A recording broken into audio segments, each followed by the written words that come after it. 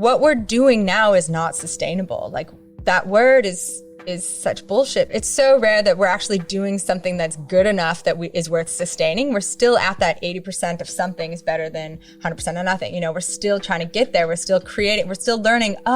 This clothing brand should be circular. We should have a send back program.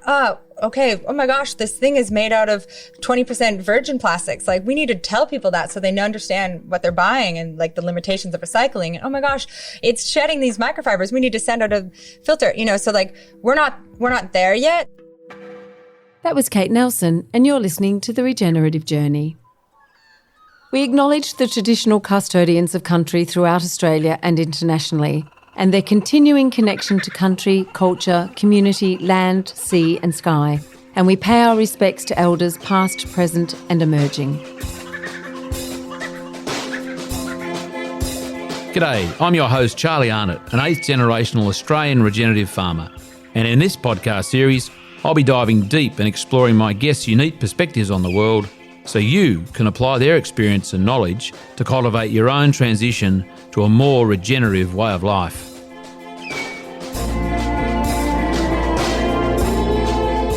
Welcome to The Regenerative Journey with your host, Charlie Arnott.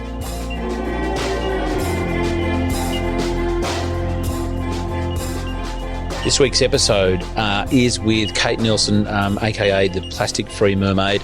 We sat, and I'm still sitting on a veranda of her beautiful little Queenslander here, just outside of Byron Bay, and we talked all manner of things: plastic, its influence in health, in the environment, its insidious nature, what makes it up, how you can take it out of your life. We talked regenerative agriculture and the similarities between, you know, ridding the world of plastic and ridding the world of plastic-like substances in farming.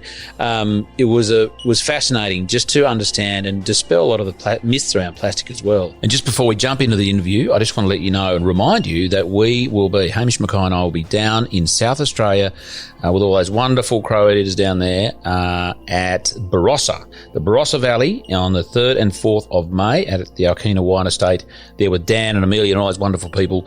Now, just to make a note of that, we aren't just talking about how biodynamics applies to wine and viticulture. It is about horticulture. It's about broad acre. It's about small scale garden. It's however you want to apply biodynamics to your world and your life. So there on the 3rd and 4th of May in the Barossa Valley at the Alkena Wine Estate, and on the 6th and 7th of May, that's later in that same week at McLaren Vale at Gem Tree Wines there with Melissa and Michael, who produce some amazing wines, as does the Alkena Estate.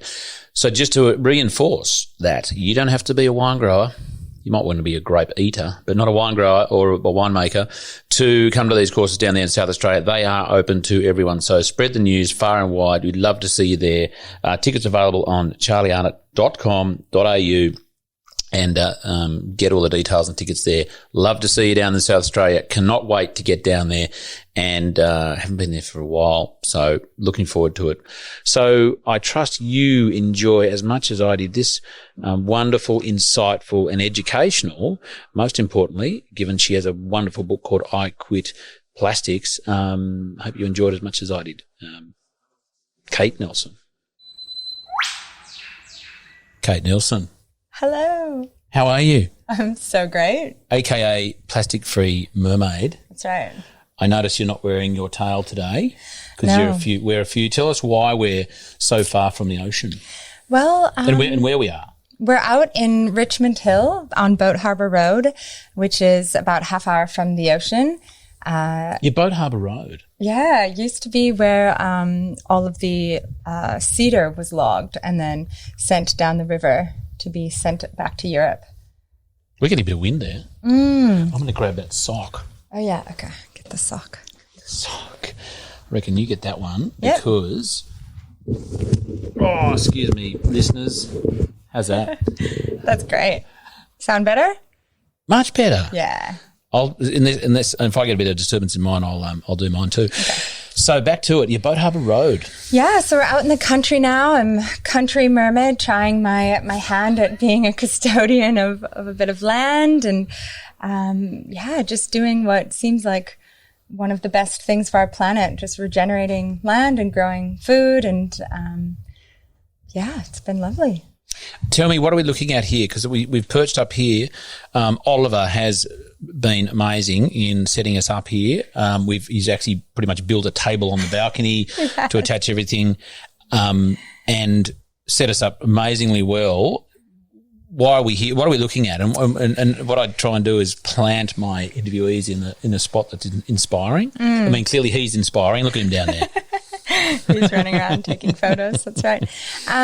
So what we're looking at here is a little strip of land. We've got 5 acres, which is far more than I expected. It's more work than I ever dreamed of, but it's perfect. It's such a beautiful strip. And this whole actual hillside used to be owned by one family, the Waddell family. Through here. Yep. And then they just divided this strip to keep this house. This is an old Queenslander built in 1890. Wow. So it's got some really beautiful hardwood bones and a few tacky renos whacked on top. Which is, all part of the plan of buying out here in the country, in the hinterland, to just redo the home, grow some food. But the whole area was sold to pretty much one cattle farmer. So he has his cows on opposite sides of our fence, and sometimes a baby gets stuck on the opposite side as a mom, and they have to move back and forth across our little strip, helping the little baby get up the hill around the back of the property. It's really cute. And so it's still owned by one family, a lot of the country through here then? It's still obviously cattle country. Yep. So this is a new farmer here, but the family has kind of like retired up onto the hill, onto Richmond Hill. But they were dairy farmers here for a while. And is this inspiring? I mean, where were you before? Well, you don't have to give me the exact address, but, were you in town or somewhere, and what sort of prompted you to go, you know what, I need a bit of this is a wonderful serenity. It's so peaceful. Yeah. I was in town. I've been in town for about 6 years and surfed every day and snorkeled and free dive, as much as I could, just being close to the beach. And it's certainly why I live here, is to have that relationship with the ocean. But in my research, I kind of had the climate awakening 2 years ago and just panicked about what are we going to do. And of course, my focus is plastic, and it's all connected and related. But in my concern, I just felt like, wow, we have so much work to do. And there are so many people that want to grow food and that have so many incredible skills in this area, from permaculture to horticulture to, syntropic, there's just so many amazing skilled people. So, if we can, be sharing land and creating more community, and, then that feels like a really beautiful offering. That was kind of the intention, and as well as to just be a bit more grounded and, put some roots in. Make an impact. I want to get back to that. But I want to take you back to the beginning of your life, because this shows obviously the regenerative journey. Yeah. That's the name. And I'm interested to know, I guess, where yours started. I mean, there's most people have a portion of their life where there's doing stuff, and then there's sometimes epiphanies. I think I understand or know what your epiphanies may have been, but that's not for me to tell that story. So I'm keen to hear it. But before we do that, I forgot to mention that also you, just to give everyone a bit of a heads up on Kate, she is also known as a water woman, magical mermaid, yogi goddess. Correct. That's unreal. Yeah. How did that come about? Apart from the fact it's a fact. Right. Thank you. We're all magical in our own ways. I feel like I've really tapped into my magic through nature connection, through my relationship with the ocean, and just cultivating that awe and that wonder from spending time underwater, from playing on the ripples and on the surface, and, it's connected, my nature connection as well as my yogic practice. So having a strong yoga practice, daily, meditation, breath work. Also that helped me stay on a spiritual journey. And I think those two intertwining have helped me, feel, always on path and aligned. I came into my purpose when I was about 20 and just felt like really strong and called, feeling like I know why I'm on this planet. And so to have such a strong calling for something, such a strong purpose and connection to something like that, I felt like I had to wow, what are the things that pull me back to center? What keeps me aligned on this mission? Ocean time, ocean play, adventure, as well as like discipline, yoga, breath, meditation. And those are two like epic elements of life that have helped me kind of create this sort of like bliss and, have helped me on my regenerative journey. Like those regenerate me constantly. And I feel like that's what's given me like so much sovereignty and like, and power and like vibrancy that makes me feel like, yes, water goddess. No, say it, do it. I think it's fantastic. I think, more people, especially men, should be, it's very Tony Robbins to, call yourself something, which is great. I've done a bit of Tony Robbins stuff in some years ago, and he's all about like, don't call yourself, a farmer, call yourself like a sunshine harvesting, food producing maniac, I think it's really good. It's really empowering to, and men, we don't do that. We get stuck on labels a bit, don't we? Yeah. Yeah. It's a bit boring and limiting. Totally. Now tell me, so you just alluded to the fact that at around 20 something, something happened. What were you, just to set the scene, what were you, who were you before that happened? Yeah. So I grew up in Minnesota, which is a state at the very top near Canada. It's where all the Great Lakes spill from Canada into the States. So it's really beautiful. It's known as the land of 10,000 lakes. It's lots of trees and forests and very lush. And then from there, it kind of flattens out to farmland into the Midwest. But I was so fortunate. Where's that builder of yours? Yeah, it's a bit windy here today. That's startling, but we're all okay. That was the apparatus we set up to stop the wind hitting the mics, and it's just been blown over. Classic. Yeah, Minnesota. Yeah. So, and I used to spend my summers going up to a canoe camp. So I was a counselor at a canoe camp, and we would canoe, go on like 10 days, 7-day journeys canoeing. And so that really helped me come into my own as a leader, to be able to like hold groups together and to just survive in the wilderness. And that helped me also just like have a really strong nature connection and also be just like kind of comfortable in myself. I continued to do a lot of volunteer work. So my family, we did a lot of service as I was growing up. And then when I went to college, I got to kind of choose my own projects. And so they always were environmental focused, a lot of climate stuff in college. And then I studied philosophy. That was my major. I was really interested in ethics and what motivated people to do stuff, like why people went on different paths on earth and their morality and particularly then environmental ethics. Like why don't people care about water and air quality and the quality of our soil, where our food comes from? It just like couldn't understand it. So I studied a lot of Rachel Carson and really enjoyed study. And then it was when I went to school in both Madison, Wisconsin and UC Santa Barbara in California. And it was in California where I was volunteering for Jean-Michel Cousteau's Ocean Future Society. And I was working for a scientist there called Dr. Andrea O'Neill. And she was studying microorganisms ingesting microplastics.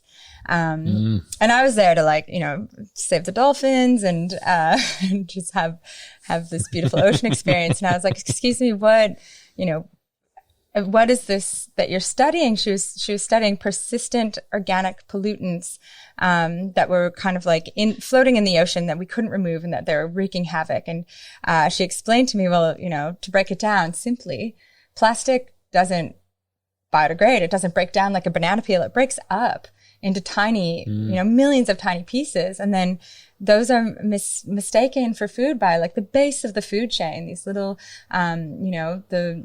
the phytoplankton, the zooplankton, they ingest these plastics and then they're eaten and so forth, eaten by larger creatures in the water. And this toxicity from the plastic, it actually biomagnifies up the food chain.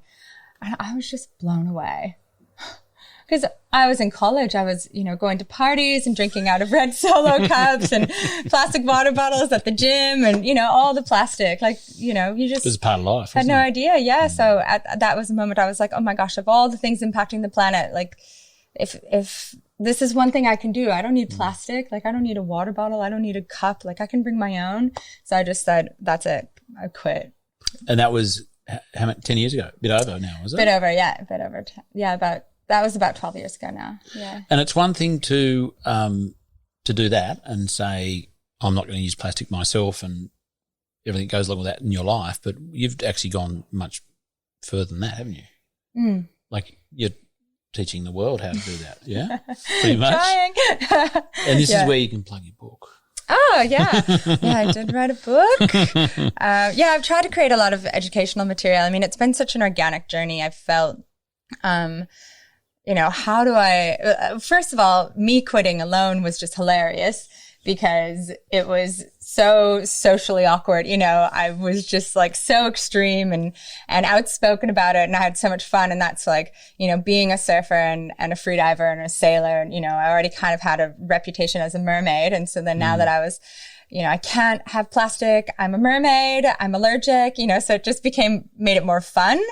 I really was observing how other environmental campaigns were presented to the public and it was all such doomsday, like the turtles are dying. We need you to sign the petition. And people were like, I can't, I don't. So I was like, how can I make this a bit more fun? Like plastic pollution, like what a dry or just depressing subject. And so being a bit like playful with it, made it sustainable for myself as well. So yeah, then did a bit of experimenting in my own life and started sharing it on social media and people just wanted to know. They were curious. What do you do for shampoo? How do you, how do you avoid plastic when you're out and about? What do you do if you order something online? So I just started sharing that and it's just grown and grown. And so now I've wrote a book. I have a podcast called The Mercast. I have to have you on. Yeah, totally. Let's do that. And then, I just blanket social media with educational information, online courses and all that good stuff. It's in the book. All of the tips and tricks for people to survive a world without plastic or avoiding plastic. When you started your journey in that part, avoiding plastic, did you were you like hardcore? Would you like walk up to people on the beach and like slap the plastic cup out of their hand and go, "What are you doing?" Yeah, with my mermaid tail. It was like, yeah, smack. Like, were you in on reflection? How yeah, was your approach? That's hardcore. Yeah, I think that like most activists or people that get like super passionate about an issue have an extreme hardcore phase where it's just like they're so full of this like urgency to make change and it's just like so much passion that they're just like so offended by anyone that is, doesn't fit in their new mindset. They've seen, this happens with the climate awakening too. People are like, how could you eat meat or veganism? Like, how could you ever do that? It's an animal. It's a living breed, So I see that a lot. And so it's helped me recognize my own phase. But I learned quickly that aggression and trying to force people wasn't sustainable either. People would like, hide in the bushes if they saw me walking and they had a plastic bottle or like if I came to stay, they'd be like, don't look in that cupboard. We shoved all the plastic in there. Having said that, when I was driving into today, I was looking around the cab of my car going, now have I want to make sure there's no stuff around. It did actually prompt me to think about some other questions about what actually, which we'll get to, I think. Remind me of that one. What actually is plastic? Because there are things that look like plastic that might be more rubber, and there are things that look like rubber that are actually plastic. Oh, there's so much plastic. Yeah, I can't wait to get to that. But I'm really glad that I've infiltrated your brain and that I'm just like on your shoulder watching all the plastic. I was spewing going, oh my God, imagine if I turn up and like, something falls out of the car. So I'm actually reasonably conscientious too. Haven't quite mastered the art of no plastics, but yes, very mindful of that and the transition. I'm transitioning. Great.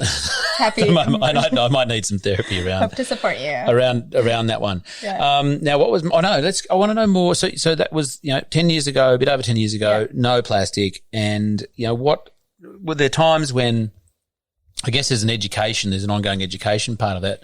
But were there times when, you know, it was?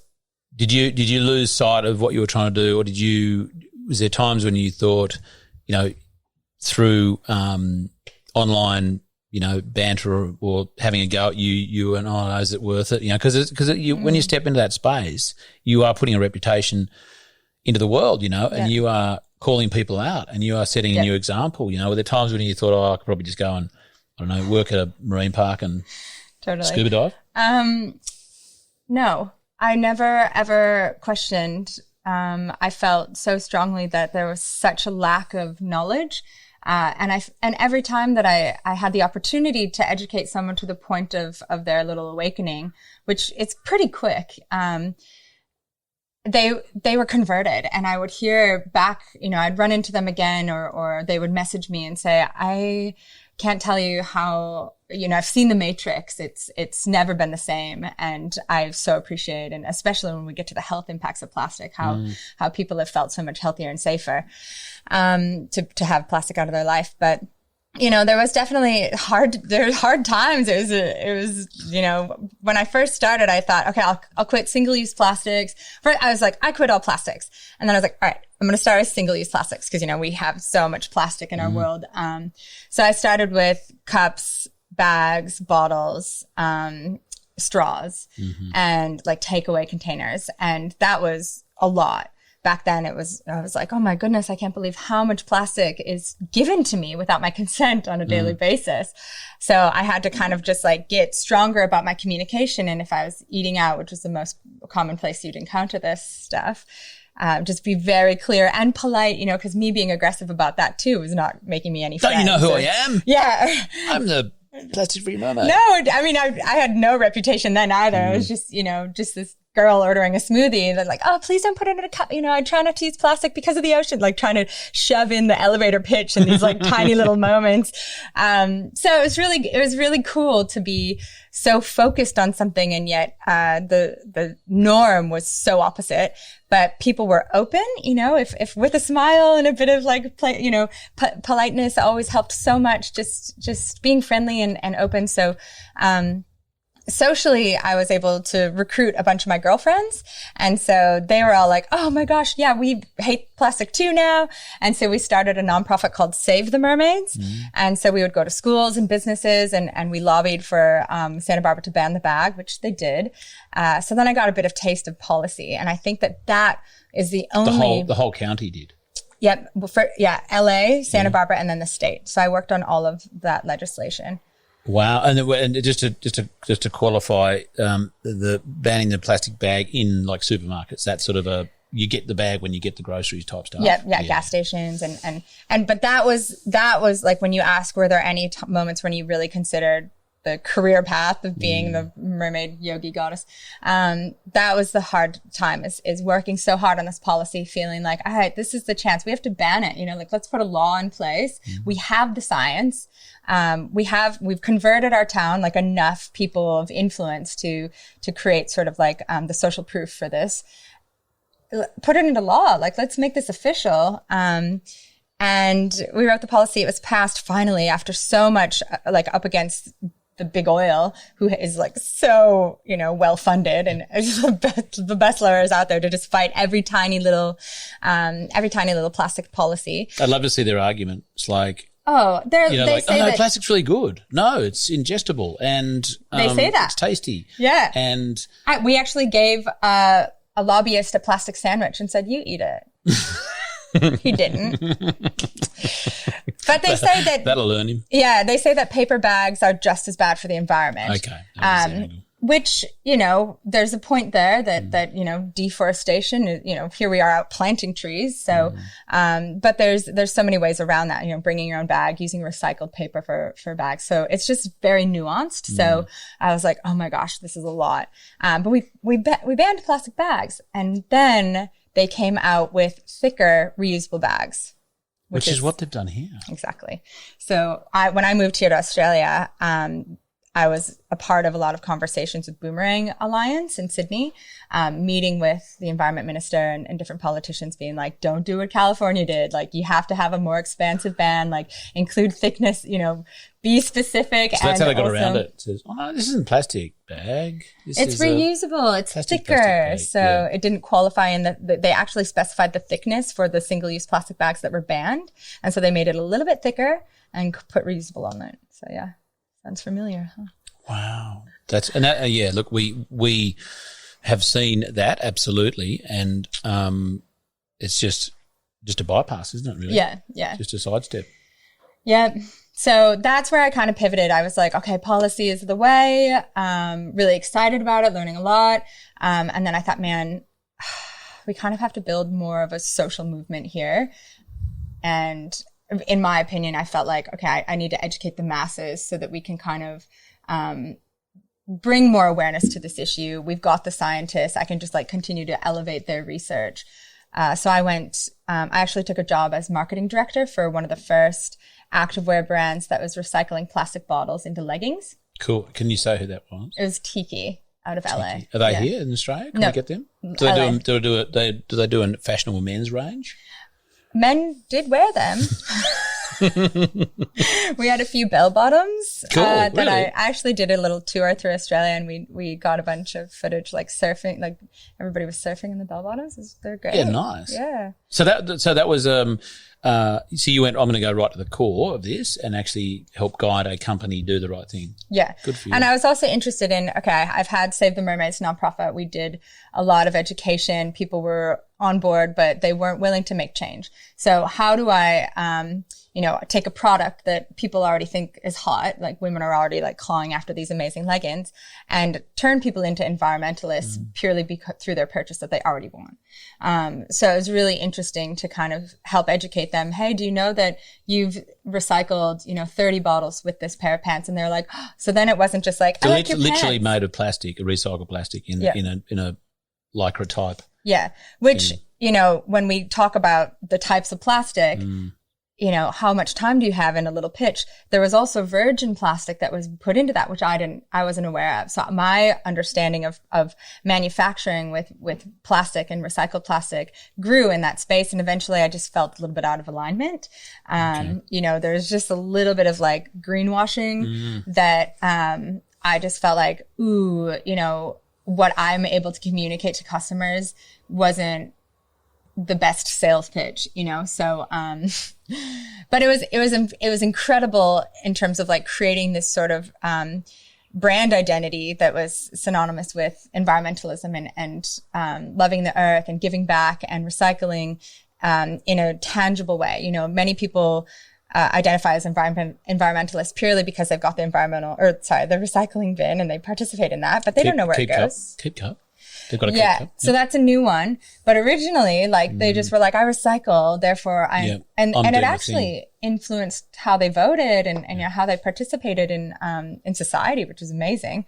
Turns out the recycling bin, wasn't actually getting recycled. Ends up in the landfill anyway. Or chucked over to China or Southeast Asia and polluting the very pristine paradises that we try to go travel to. So, but it was really interesting. It's like, okay, how can we create that same sort of environmental identity but stronger? And then once we have a captive audience, continue to educate them about plastic and how they can reduce. And so it was really fun. And I got to direct all sorts of photo shoots, like mermaids and unicorns, and really fun. It sounds gold. But tell me, just before we move on from there, turning waste plastic into clothing, as it were, is a good thing. What then happens to the clothing? Isn't it sort of the owner is bound to sort of continue the practice when they're finished with it? What do they then do with that clothing? You wish. Yeah, that's fortunately in these conversations, we're starting to learn, okay, how can we do better? How can we do better? We're never at 100%.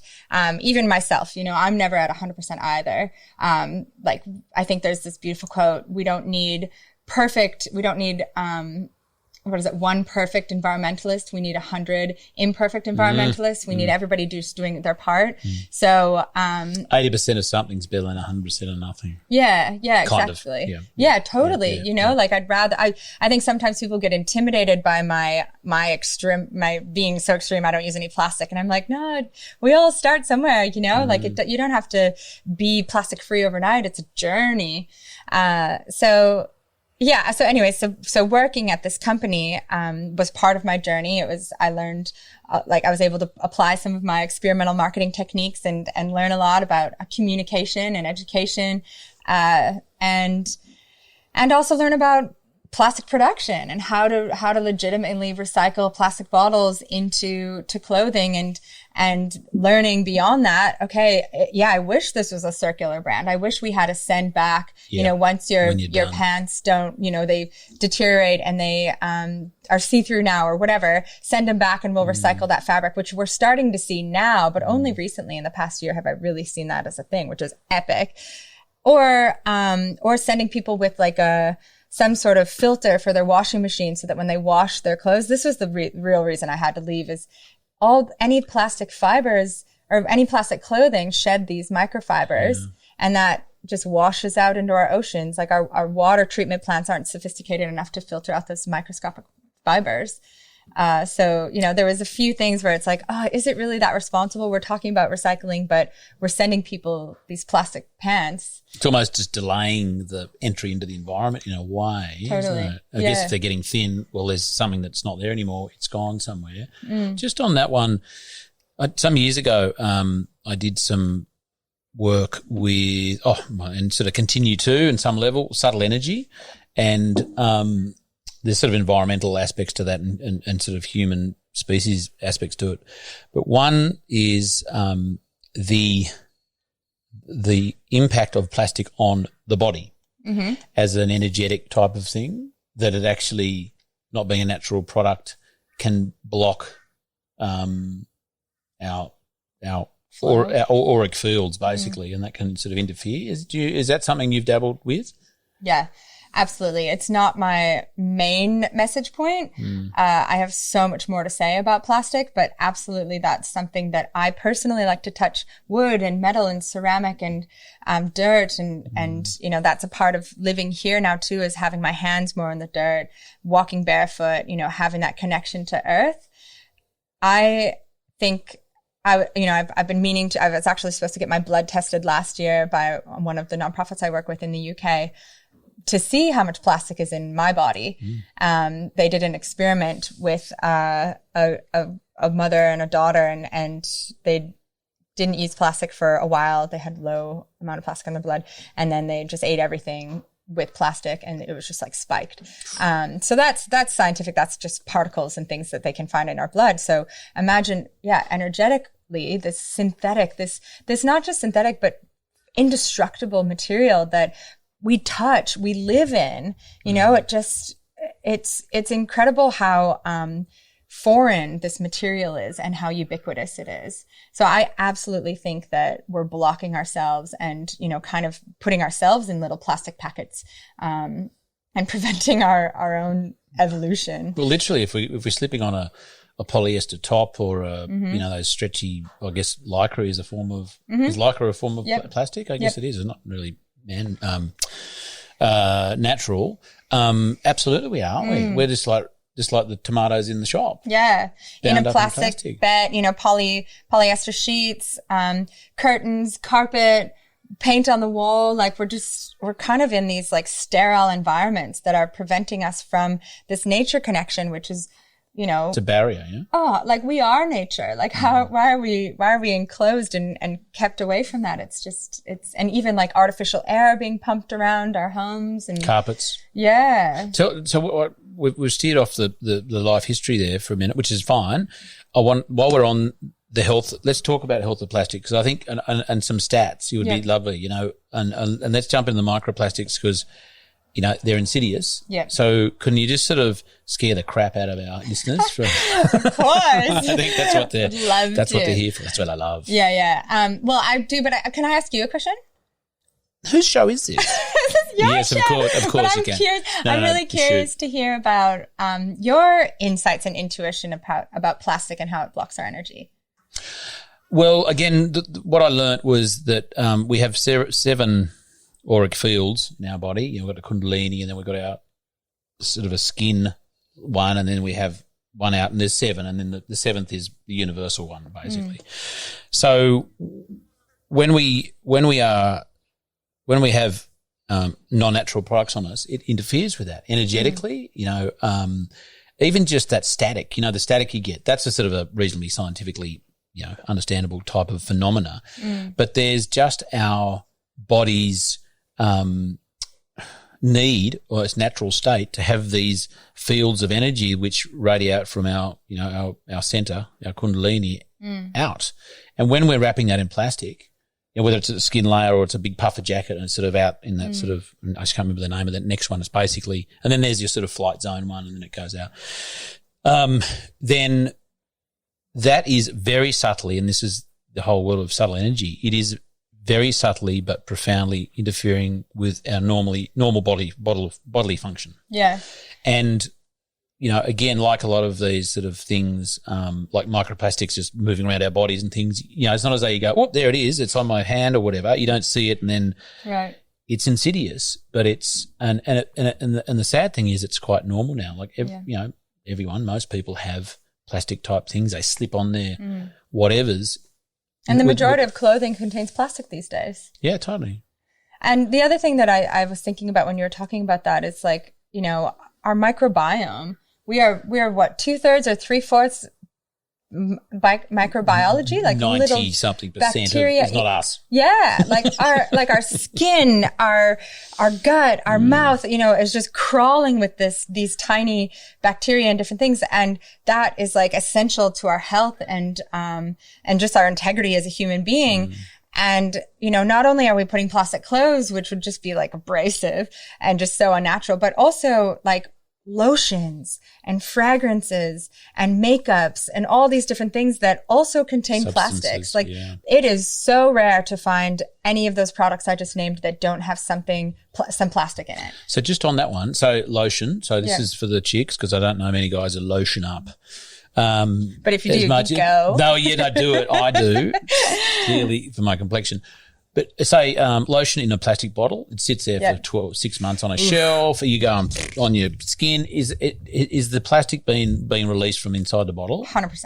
So then you're smearing plastic on your skin. Yeah. Or sunscreen, right? Yeah, sunscreen, makeup, any like food. Okay, so I want to talk about how plastic leaches, but not only that, but the ingredients are plastic. Like you look at the back of your shampoo or your body wash, and if it has anything poly in it, that's likely plastic. I've go to, whenever I'm at, like my sailing club where I train, or, I don't want to throw anyone under the bus, but I'll look at products at the back, and I end up, so frequently see plastic in there.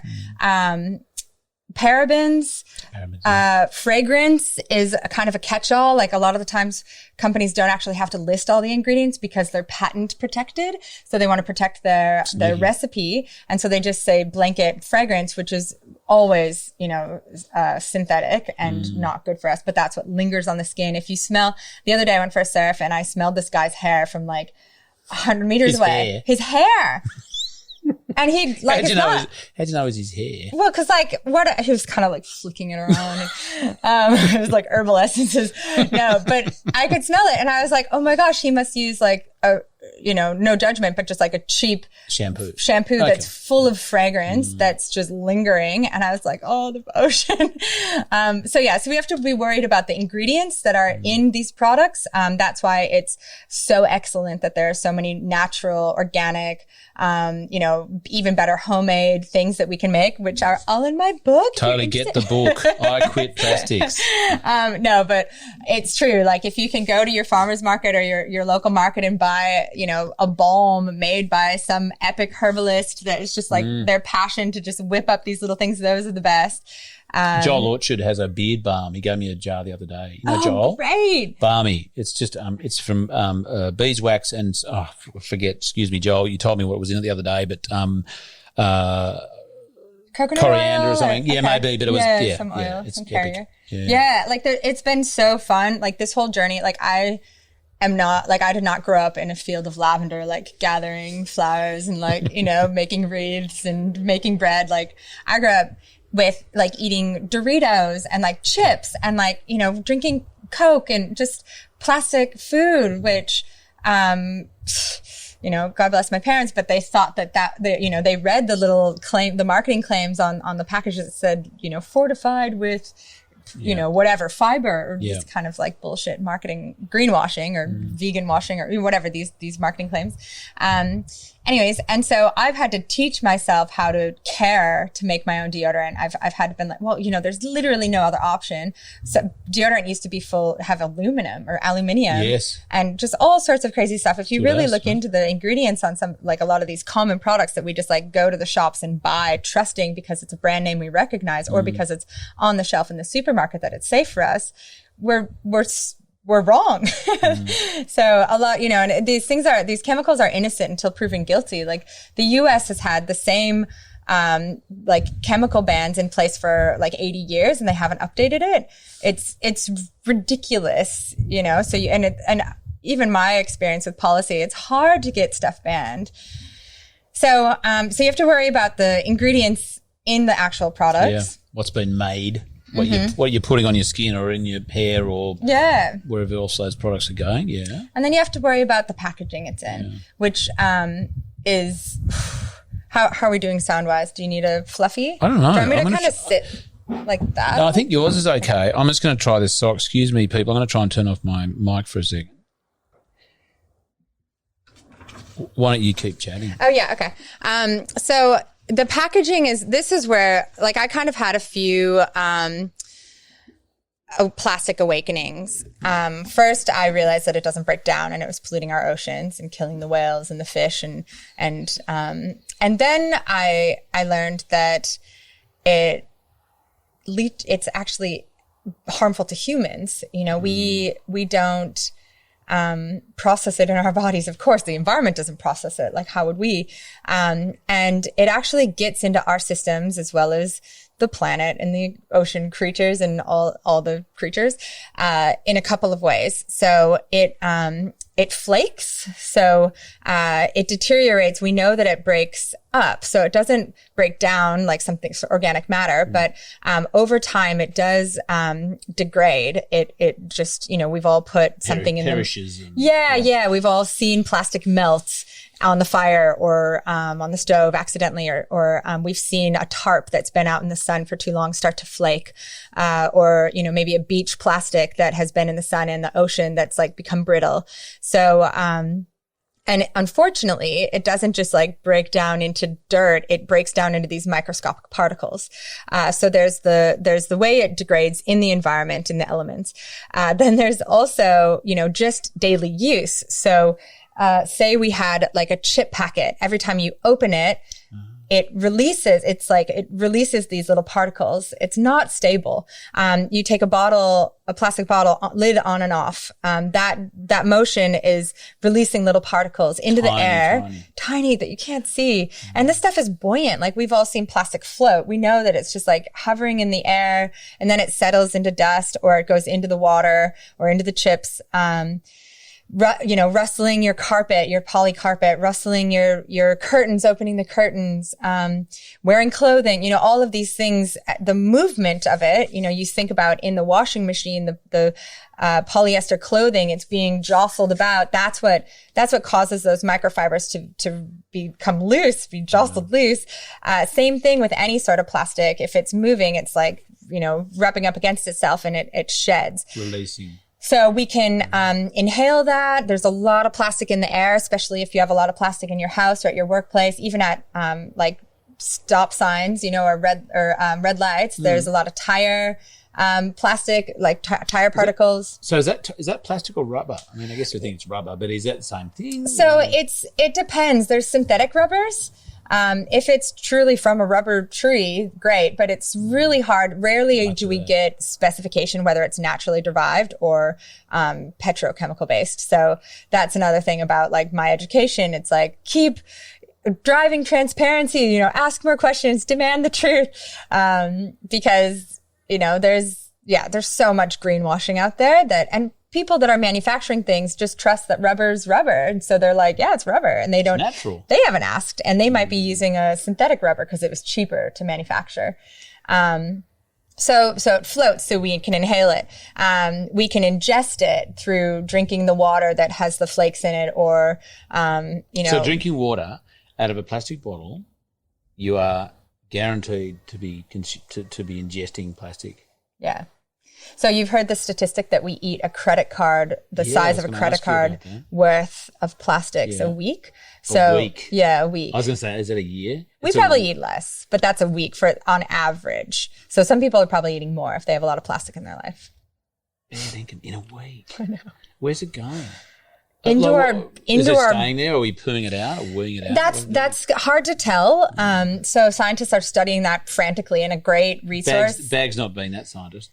What's that? Studying someone's poo to see how much plastic. They study so much poo and they find so much plastic in it. It's crazy. I mean, they find it everywhere. They found it in human fetuses now, you know, But a great resource if you're curious to study, like stay on top of that science is the Plastic Soup Foundation in the Netherlands. Plastic Soup Foundation. Okay, cool. And they have a plastic health summit, which is like my favorite event. And it got canceled last year, as everything did. But it's a great, they get lots of funding. They fund all the scientists. The scientists have like 6 months they probably had longer this time to like get results and figure this stuff out. So there's a lot of ongoing research happening around this. How do we get it out of our bodies? Some scientists theorize that, having saunas, like sweating it out. I don't know how true that is because like, I'll get into this, but heat actually is a bad reaction for plastic anyways. Breaks it down more. Is there anything that we can do? Because you can, there are things that you can put in water to flocculate out, particles. Is there anything we can actually drink that actually will somehow, pass it? Help pass it through or Not flush? that we know of, unfortunately, which is just less plastic. Like that beautifully is the only fix, like it's, the less we do have time helps too. So, it's not all like lodging in our bodies for eternity. But it has to be kind of like a cold turkey, like just phase it out as much as you can. So when I can talk more about that because it is really interesting and it does lead me to like the solutions, which are really exciting. But we're not, that. I don't think we're to the happy place yet because I still have to talk about the leaching. The leaching. So we've got the flakes. It's getting worse. Let's get worse before we get better. So I've got questions about how did you get to Australia and everything. We'll put that on hold, but let's do the leach. Let's leach I need to While finish we've got this. people about to just vomiting from how much plastic they're consuming. Yeah, exactly. So it's flaking and we've got it in our air, water, skin. And so we don't know how much we absorb. So we inhale it, we ingest it. Do we absorb it? Not sure. We think that wearing plastic, because here I am, I'm like in a swimsuit every day. I'm like, am I absorbing plastic into my body? Unlikely. When you're in the water or from a swimsuit? Just wearing your swimsuit would be what? Recycled plastic. Yeah, cool. Yeah, okay. So that's another limitation is that plastic is a great material. Like it functions unlike any other material we have. That's why it's so much about, I guess. And especially with like clothing that we want to stretch out and also stretch back. So a lot of the natural clothing stretches out fine, but then it stays baggy, which just isn't practical for swimming, or anything random. You end up just naked swimming out there, which is great. I had one on when I got into the water. Where'd it go? So anyway, we don't have science yet if we're absorbing it into our skin through our pores. I like to just try to err on the side of caution and avoid that stuff, but we don't always have the best options. Okay, so those are the flakes. That's the physical particles of plastic. Plastic also has chemical action happening. I guess it's made of chemicals. Yeah. So the actual bonds of plastic are kind of loose. So it's got these like long, it's the poly chain. So it's like many little, like the ends are loose, so they just break off easily, and they're actually attracted. They're not happy and stable in their little bond. They want to adventure out. So this is what I refer to as leaching of these chemicals. They're like leaching out. So there's 3 circumstances when plastic acts nasty like this and spreads its toxins around. When heat, fat, and duration. So you mentioned earlier you have a lotion bottle that's been sitting on the shelf for 12 months, whatever. Brand new plastic, off gases. So like straight out of the factory, it's like smell, like a brand new car. That's all the plastic off gassing. Like you don't want to be around that. So you don't want brand new plastic, but you also don't want old plastic. Not only is it degrading and flaking, but it does over time, just those chemicals leach into the lotion or the oil that's been sitting on the shelf or the plant milk that's been in that little Tetra Pak for who knows how long. The silver Tetra, the silver inside. Yeah, like plastic, paper, some kind of metal. They're basically they're dissolving, I guess, are they? Yeah. Going into solution in a way. It just goes into the water or whatever it's containing, the oil. So duration, if it's been in your shelf or in the supermarket for a while. The other thing is it's lipophilic. So it's attracted to fat. So if it's containing oil or if it's containing, some sort of like cream in the lotion or, a shea butter or whatever, and it's contained in plastic, that plastic wants to go into the fat straight away. It's like, so it wants to actually get away from being a solid wall of a bottle into the fat itself. Well, it's still a solid wall, but it's just it leaches its chemicals. It's kind of like I'm trying to think of an example. Like if you had like an oily can and you poured Coke into it or something, like it would just mingle. It just isn't solid and stable. It's not just staying in the container. So if you have fat in there, so if you get a coffee cup, if you have a plastic to go, single use to go cup, those are lined with plastic. The paper ones are lined with plastic. Paper is lined up because imagine if you get paper wet, it just gets soggy. Yeah. So there's definitely lining in there. Unfortunately, not recyclable because it's paper and plastic smashed so together. It's just not cost efficient to recycle something like that. Plus, it's full of coffee. Anyways, I digress. So there's a plastic lining, and so we're putting coffee in there. If it's a latte, if there's milk, the plastic goes into that milk.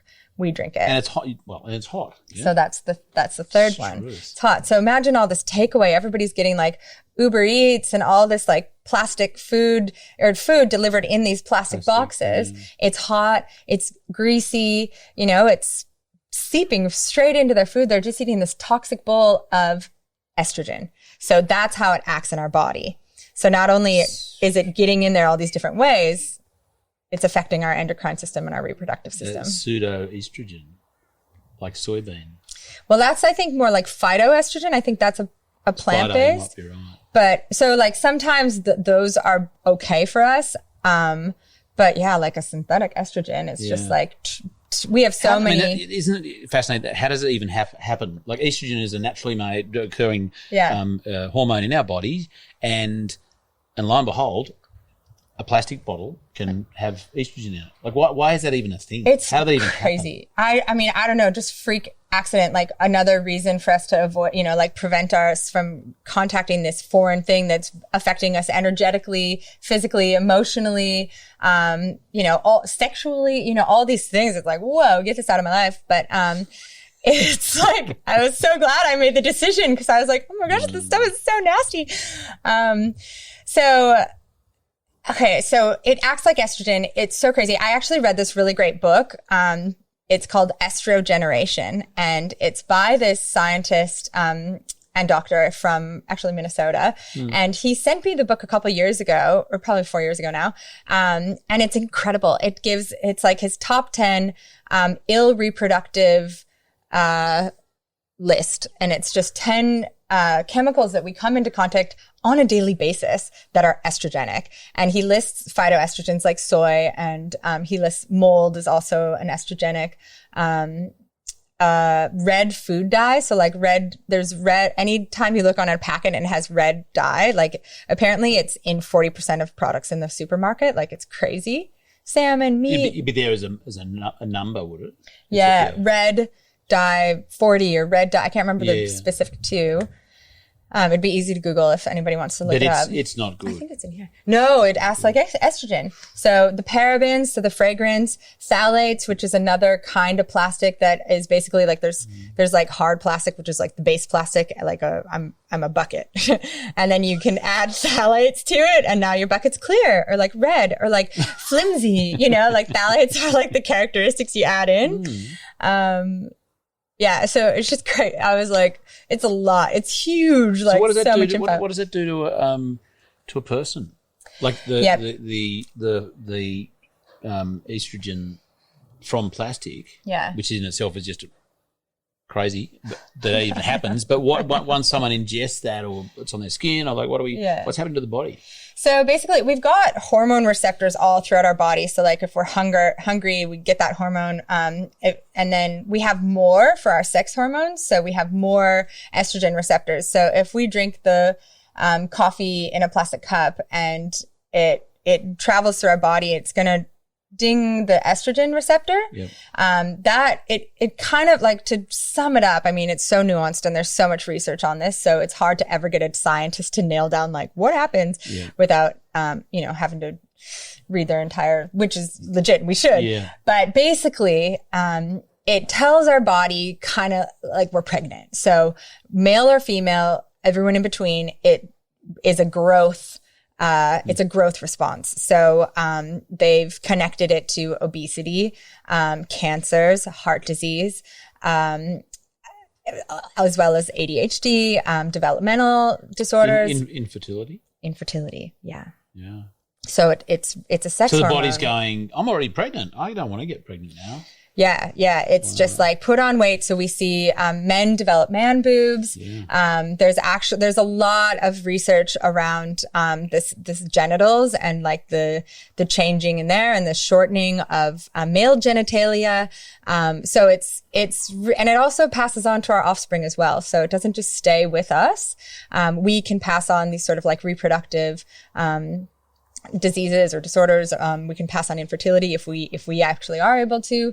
So epigenetic type stuff. Yeah. So it's really scary. And just to see the list of the things that we encounter on a daily basis, how ubiquitous all of these different things, these estrogens that we're exposed to on a regular basis, it just makes you want to make all your own beard balms and all your own deodorant and just what about, live out in the country. What about children? And my daughter's 10. What does a diet full of that sort of stuff do to, young females? Great question. So, just again to scare the crap out of I know. And there is a light at the end of the tunnel. Like we have so many more options, so stay with us because there's a silver lining. Yeah. I will help you. We'll support you. There's a support group meeting later. Plastics Anonymous. Yeah. That's, we'll go in the ocean and just dive under and just, it'll be great. Actually children, fetuses, pregnant women are the most susceptible, with all toxins. So it's really tough. You really want to support your pregnant friends, mama, sister, whatever, to have as little plastic around her as possible during that period. And after, when she's got the brand new baby, I know there's so much plastic baby products. And that's another thing that I'm working on is just like helping, create more options for people. So, both all natural and affordable and accessible. So like there's that itself is a whole like amazing discussion. But yeah, it's really important that kids are as little exposed to plastic as possible, which is hard. You don't want to be the helicopter plastic parent, that is like, no, you can't have that. You can't do it, So just doing your best is what's important. You don't want to obsess over it because having like a anxious parent is probably less cool or less good for them than having like it's the balance. But I guess also just having said that though, you think about what products are in plastic anyway. Yeah. Like whether you don't want your kids to have it because of the plastic container it's in, but like it's usually going to be like a fizzy, sugary drink, isn't it? Or some processed food or something. So whether it's the plastic it's wrapped in all the contents, kind of good thing to avoid anyway. You know? Totally. Yeah. So, I mean, I know, like, I don't have kids, so it's easy for me to say, but, you know, I have a lot of friends and students and clients that have big families, and they do their best. They make yummy treats. So, like, I have lots of recipes for yummy treats because that ends up being the main thing. Is it's just like, oh, I don't want to make a brownie. I'll just buy the packet or the candy or whatever. It's kind of like these like slip ups where you fall off the wagon and then you stay off and you don't get back on. But it's having a pantry or a fridge full of yummy treats, you know, building that into your routine, making the family do it together, whatever, that like helps you avoid those tricky situations. Like, oh no, I have that yummy treat we made with, you know, but make it a bit of a ritual or a bit of a family event. Yeah. Without going, we're not going to do plastic anymore. It's like, we're going to just do food better. And kids respond super well to the dolphin effect and turtle effect. Well, you show them a picture of a turtle, or you tell them that dolphins, you know, choke on plastic and they'll never use it again. And they'll be at the store being like, Dad, you can't get plastic, you know, and they'll dolphin killer dad. They'll hold you accountable, which is amazing. It's so good to have like a team diversely, you know, everybody has their own why. You're the parent. You're like, I don't want you to take the plastic because it does affect kids' development. Yeah, it leads to, like, obesity is the biggest one. Again, because of the hormonal effects, and again, I guess it's also in some way, as I was saying before, you know, what is in the packets that are giving them the hormonal response type thing. It's the shit food anyway. It's and that is another epic benefit of quitting plastics, is you don't eat any packaged processed crap. Are you looking for more information to assist you on your regenerative journey? We've created an online community of supporters with exclusive access to interview transcripts, live online Q&A sessions with Charlie and his interviewees, as well as the opportunity to be interviewed on the show yourself. If you would like to be part of this community, or would simply like to contribute to the development of the podcast series, please make your way to patreon.com/The Regenerative Journey podcast. We look forward to you becoming a member of the Regenerative Journey community. Let's get back to this week's episode. I want to make sure we don't sidestep that we do talk about regenerative agriculture, because I noticed on your website, and I was really excited to see that, you had identified your plastic, your pod on your Mercast, your episodes that were talking about plastics, obviously, and also the regenerative agriculture one. Yeah. Just going, yes. Yeah. So tell me about your connection with that, because I'm conscious that not everyone who listens to this show is like a farmer and that's their main thing. But, you know, I will always and have for some time try to identify how regenerative agriculture is the centre of so many things. That's right. You know, food. Yep. It's like, you know, put your hand up if you eat food. Pretty much everyone. Everyone's so maybe that should be important to people. So tell me about we're here on your farm, your 5 acres, which is magnificent. And if you're hearing some, it's actually stopped now, but before there was some road work going on over there. So I won't apologise for the cows mooing. Yeah. That's just gold. And the magpies. But you're here on a farm. Tell me about your connection with or interest in regenerative agriculture. Yeah. And how you've sort of transitioned yourself in a way. Mm-hmm. Well, so I can't eat packaged food, so I eat fresh fruits and vegetables. Get out of here. Yep. You're crazy. I know. So fringe. And so I have to either have a relationship with my farmers because, you know, being plastic free, sure, but like they even package fruits and vegetables in plastic at some markets. So it's so important to me wherever I travel to, like, one of the first things I Google is like the farmer's market. It's so fun to try the local foods and just see that culture. But, also like to know what I can eat, you know, that's where I shop, is at the farmer's markets. And in that journey of learning, okay, I need to shop at the farmer's market. What can I grow? You know, I got interested in growing, and I actually plant a lot of my food scraps. And that's another thing that I have a lot of, is because I don't have plastic packaging. My trash cans are empty, but my compost is massive. You know, I have always just so much food waste, just like the veggie butts and different things. And so I was composting. So I already was like involved in land. Even when I was like in a city, I refuse to throw food scraps into the trash. I just do not want to be responsible for that methane. So I will go on a walk and I will dig a hole, like no matter how far, or I'll carry a little bucket of the food scraps until I find a suitable place to bury it. Someone else's backyard. Just, it's hilarious. Like meeting random people and being like, this is weird, but can I bury this in your front lawn? Thank you. Hopefully the bag isn't too big. Yeah, no, it's never containing a body. Yeah, exactly. This person didn't recycle. So but good for you, because that in itself is a testament to the discipline you have and your commitment to it. Though, you know, random strangers, can I bury my veggie scraps in your backyard? I mean, that's not that's uncomfortable for people, and that's a pain in the ass, and but that's fantastic. We should be doing more often. Yeah, I mean, there's two things that I want to share from that. One, that we're so disconnected from community. I feel that people are so eager for that sort of random interaction, and it's always hilarious. Like it. And you'd be, I imagine you would, your approach would be funny. Yeah. It's like I try to bring.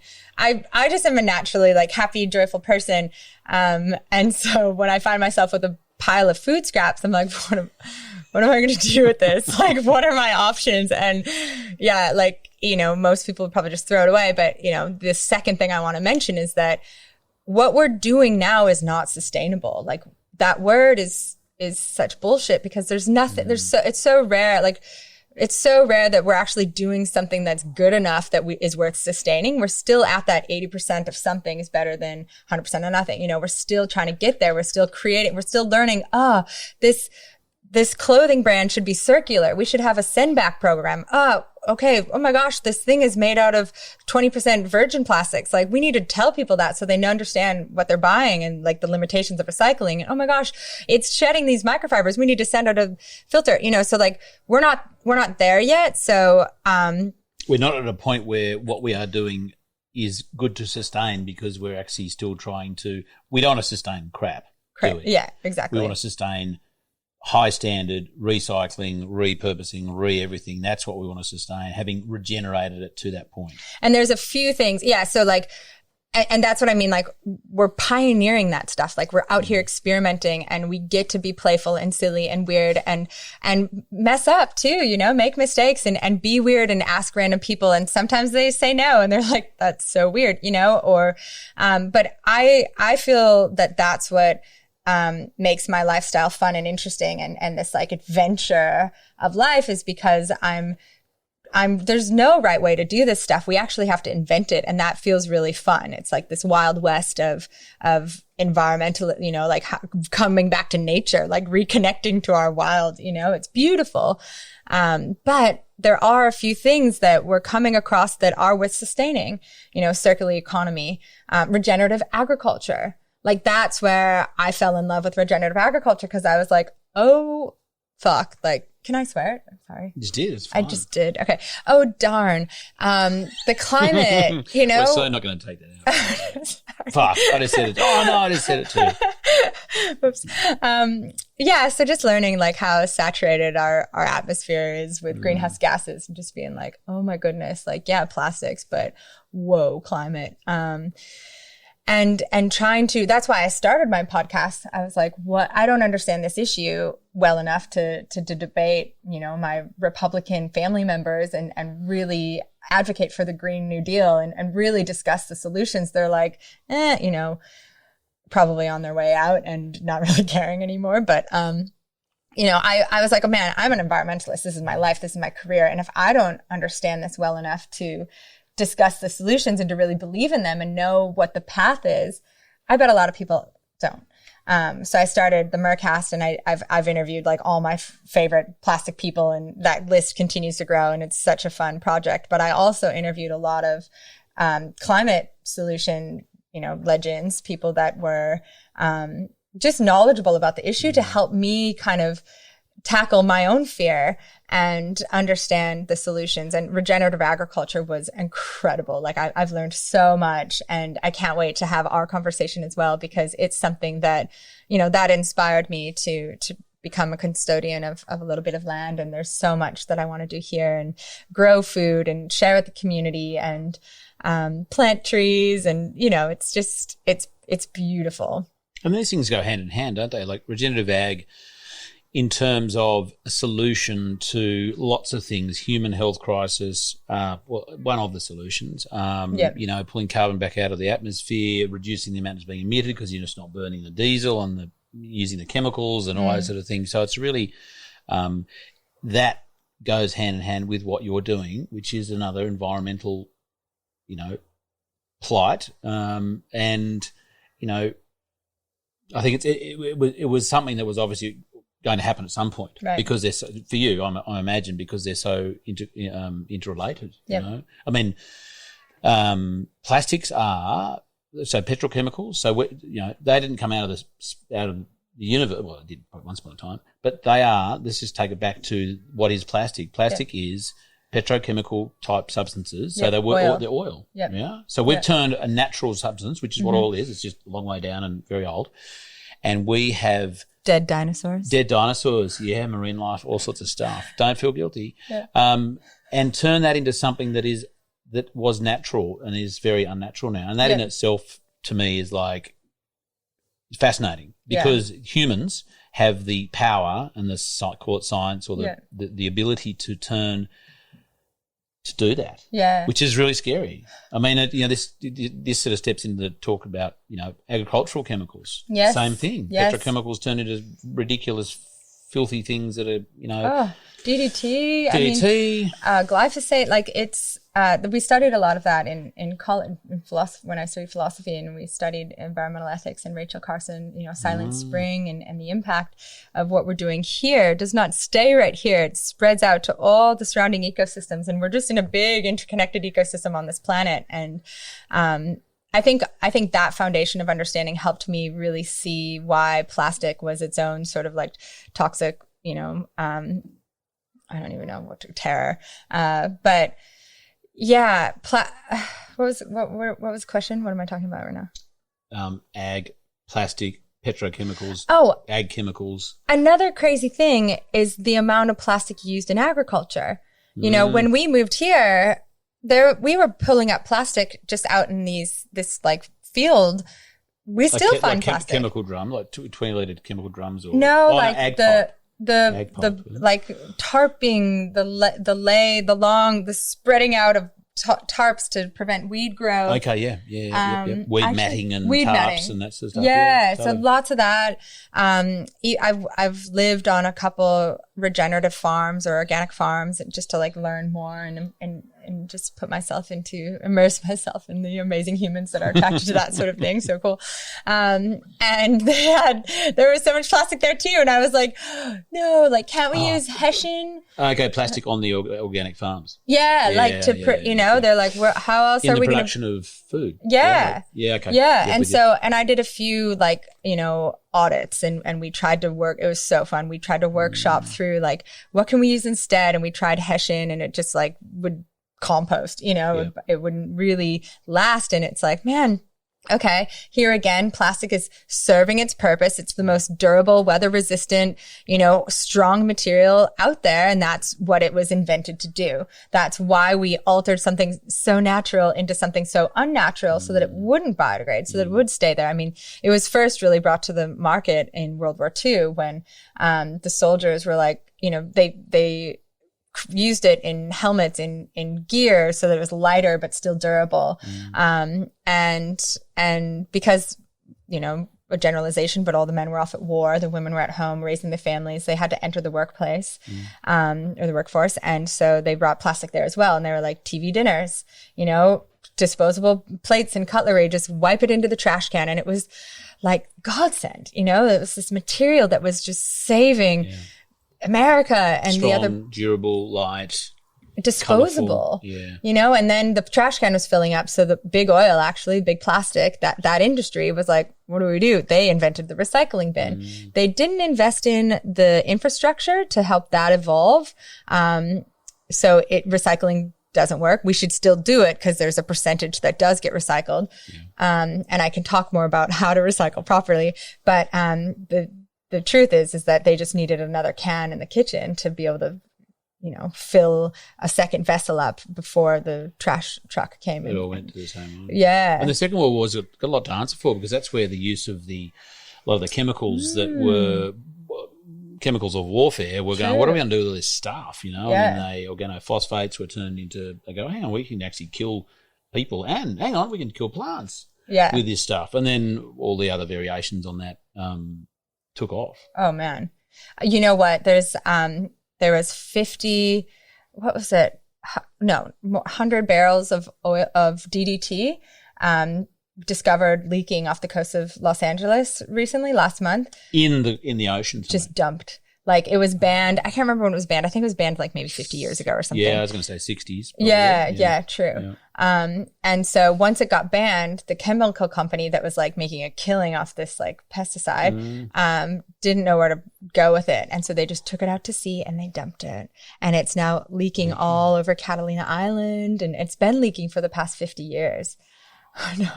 Isn't that rude? Yeah, it's just so irresponsible. Like, they just must have thought the ocean was so vast they could just like dump it, but just like sewage used 20 miles. Not quite the same thing, but outside the city, the Bondi cigar, that was where you just get pumped out there. Just about the lifespan of plastics. A quick little anecdote: in the late 60s, my mother and father were living at a place at Durrumbandi, a station called Yambergan Family Place. Mum was and still is a very good cook, and she made and I have to get her to adjudicate exactly. I'm not sure if it was an orange cake or marmalade. Okay. Orange related food product that she submitted to the Durrumbandi show and won first prize. Wow. For one or the other. Her prize was a plastic orange squeezer. The thing, right? Late 60s. We still have that plastic. Wow. Orange squeezer. It's Amazing. It's like a family heirloom. Cute. When friends come, I actually hide it in case they break it. But my point is, it is late 60s. What is it? It's 60. No, it's not. It's 50 years old. Late 60s. Yeah, it is 50 years old, and it is as durable and as everything as the day it was made. It's amazing. My point is that my sense is, given plastic products that I am involved in, used to be agriculture and just sort of, now somewhat, things don't last as long as they used to. So my 50-year-old orange squeezer is still cracking on. Right. When things, as you say, bottles degrade, you just see them on the beach or in the thing. They're within months. I think that's a result of two things. Is that a business decision? Yep. I think that's a cultural result. I think that we just are disposable in our mindset. We're not satisfied with one orange squeezer for life. A new one comes out and it functions better. Yeah. And we want it to match our new kitchen set, or we decided like wood handle is more in and we need to look, the part or whatever. We're just materialistic. And so our stuff, even though it doesn't wear out or break, it just needs to be replaced more frequently. So that's voids within our own, we're in the little plastic packet and we're not connected to nature enough to be like, I don't need so much stuff.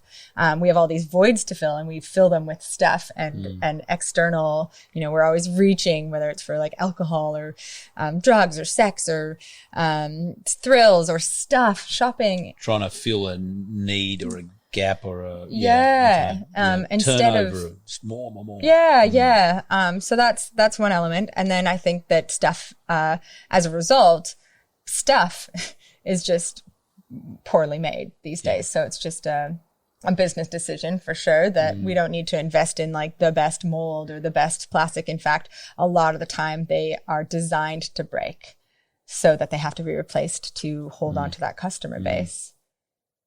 Talking about stuff breaking, well, maybe not, but I'm going to segue there anyway. You get, I have seen, and if you're not following Kate on social media, please do so, because I absolutely love your videos. They are hysterical, and you seem to have said, I'm not sure how long you've been doing it, but you're sort of like your rapid fire, bang, bang, bang, solutions to this and having fun with that, and they're so good. So please, everyone, get on there and follow her and watch. You have at times, and I remember there's one particular post where you were very diplomatically saying, maybe it was on your website or a post, pretty sure it was a post, and you were saying, thank you to everyone who sends me stuff, but can you not wrap it in plastic? It was really fascinating that, like, people were going, oh, she's a plastic person, anti-plastic. I'm going to send her something to promote, but I'm going to wrap it in plastic. Yeah, it's crazy. Yeah. It's crazy how many, I think people maybe see how many followers I have and just email me to promote their stuff. And so many times I'm like, hi, what is it made of? Or what's it packaged in? And no reply, or they'll reply and be like, yeah, it's plastic, still having no idea. And I'm like, all right, I'm completely, and then I copy paste my lecture, and I'm like, a few photos, like the turtles, I'm like, they need to see it. Sometimes the fear factor or the shock factor is the most effective. But yeah, it's fun. And that's another learning opportunity too, because like we all get stuff sent to us. So, that little conversation is so important because, then I end up with the empty trash can and I save myself a walk to the end of the driveway, whatever it is that you have to motivate yourself to make time for that little email. Hey, can you send it in paper? Cause I won't buy it if you don't, like, can you wrap it? I don't care. Wrap it in an old package, whatever. I just don't send me plastic. Yeah. And oftentimes making that suggestion, making it easy for them. I usually buy from small businesses, like trying to support like legends and, makers and homemade, whatever, humans that are small business. And so they're always like, of course, or like, I already do, I rarely am shopping at a large, store or supplier of things where they don't care. They don't hear back. Say it. Yeah. Amazon, Kmart, Aldi. Yeah. Which leads me to ask a question, and maybe in your book and, tips, like we always encourage our family not to give us Christmas presents because they're sort of, invariably, as, we appreciate the gesture and we love the thought and the consideration, but invariably things are somehow wrapped in plastic, and it's, I guess, there's no easy way to tell people that. And often have you found that, people get offended because, like, don't you get that I love you and I give you something special, and you're going, yeah, I get that, but it's like, it's got plastic on it. So how do you, have you got any tips that you can tell people? Yeah. Just tell them as it is. It's all about delivery, I think if you get down to the intent, the intention behind something, if you say, hey, Christmas is about love and togetherness, right? And they're like, yeah.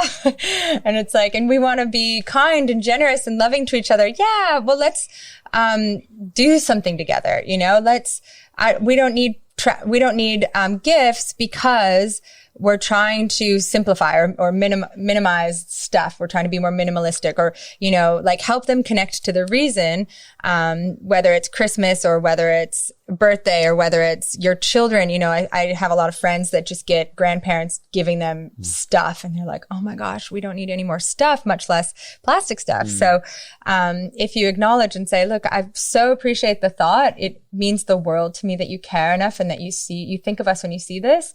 We're really committed to less stuff or whatever it is, your little spiel, and then offer the solution. I think it's so important to connect first, connect heart to heart. Thank you so much for thinking of me. This year we're not doing gifts. If you want to donate on behalf of us, what I do with my friends is we do, Secret Santa, and it has to be made. So we made bee boxes for our Secret Santa. Now we just have one person to give a gift to, but we had so much fun making them, and bee other boxes as in a hive. Honeybee, oh, really cool. Yeah, for native bees. Yeah. Oh, unreal. Yeah, cool. Yeah. With little strawy bits and they go in there. It was just 3 boxes, so it was kind of traditional. Yeah, cool. But apparently, we were hoping that they became native bee boxes. But kind of nice, getting creative and finding the way to have fun with it. Yeah. Now, talking about fun, I'm so not good at segueing. Fun facts or myths. Because I'm sure there's a few myths about plastic, good or bad. Are there any that you just want to blow people's heads off about about? Anything sort of that you can tell our listeners about? Like as in shocking stats, like shocking stats like, plastic is safe to consume. I don't know. I'm just making stuff up. But stats and myths and misconceptions about plastic. Yeah. Don't make it up. You have it. Anything. I'm having fun now. There are so many statistics out these days. Like, fortunately, we have a lot of scientists working on this, which is great. I'm always shocked that a garbage truck of plastic enters our oceans every minute of every day. I think everyone's heard the shocking facts about there's going to be more plastic than fish in our oceans by 2050. By weight. Yep, by weight. And plastic is light, so imagine. The hard part is that a lot of people end up focusing on the cleanup, right? We see all the plastic on the beach. We see it in our trash can. We see it on the side of the road. And it's important to put energy into the cleanup. Absolutely. I spent years cleaning beaches all over the world. It was just like, that's where I really got the passion for it. As I was like, oh my God, we're traveling here to surf and the water is full of plastic. This is crazy. So I've done days and days of beach cleans. And it's really important to really have to sit there and pick up cigarette butts to care to never flick a cigarette butt again. It's to pick up all that crap and remember the Q-tip here in Australia, they're plastic Q-tips, not as much anymore, but just different things. You see it in the cleanup and you're like, oh my God, never again. But there's this great saying, if the sink was overflowing, you wouldn't reach for the mop. You would turn off the tap. Yep.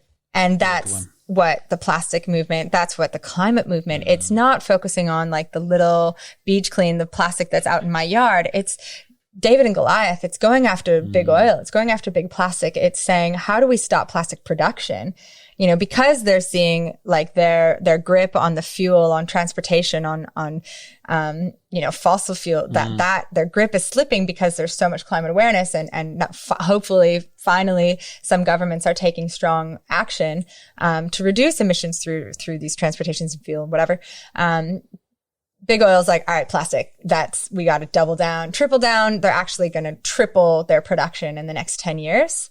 So plastic is not going anywhere and we see it. It's getting more, they are so brilliant at coming up with, new product design. So, all these little spray bottles and cleaning bottle, all these, you just start to notice plastic around you and you see how intricate and engineered and innovative and well designed it is because. And also, hard to differentiate. It's almost like we don't even see it because it's sneakily hidden in a right. And packaging, I can't even think, but what's a vegetable that has 3 layers of plastic? Oh, maybe potatoes that are on a styrofoam tray and then plastic wrap. Yep. And then maybe a plastic band or a plastic label, so much plastic in that. In a potato, you don't need to package that, you can get that naked. So I think that I could rattle off so many plastic stats that probably are, there's so much information out there about the negatives of plastic, but I think the focus should really be on reducing it at the source, reducing plastic production, to prevent it from becoming pollution. We have to go further upstream to look at how do we tackle that? Which is not unlike regenerative agriculture where, yes, we're sequestering carbon that's in the atmosphere and it's going to take a long time to sort of get that balance back in place. But, taking up the use of chemicals, not ploughing, as much or minimum till, I guess that's the beauty of it is that there's this dual attack, as it were. Let's not emit as much, and what is emitted, let's do our best to put that back in. Right. Tell me about mentors. Was anyone that you want to make a note of who was particularly inspiring? Your previous, you mentioned your professor or scientist over there, Cousteau. Dr. Dre. Yeah. Andrea O'Neill. I don't want to put mentors in your mouth, but, anyone that you want to just acknowledge or just, and also the importance of mentors. I always ask that question because I think it is, and I'm interested to see what my not invitees. What are you? You're an interviewee. Yeah. I think. Well, I would love to invite you to be a mentor. It would be lovely. Really? Cool. Yeah. Would you be open to that? Yeah, totally. Okay, cool. There we go. Next question. Go. I do. That's sincere. I really do respect what you do and the way you present your subject matter and your expertise and share it with the world. So that is a sincere. I know you flubbed your word, but I'm going to take you up on it. Mentors. Oh my gosh. I cannot, the list is so long. I feel so grateful, the journey, I wanted to say before we segued very naturally to this next topic, but I wanted to say that it is, after studying climate and plastic for years, the truth is that it takes both individual and collective action.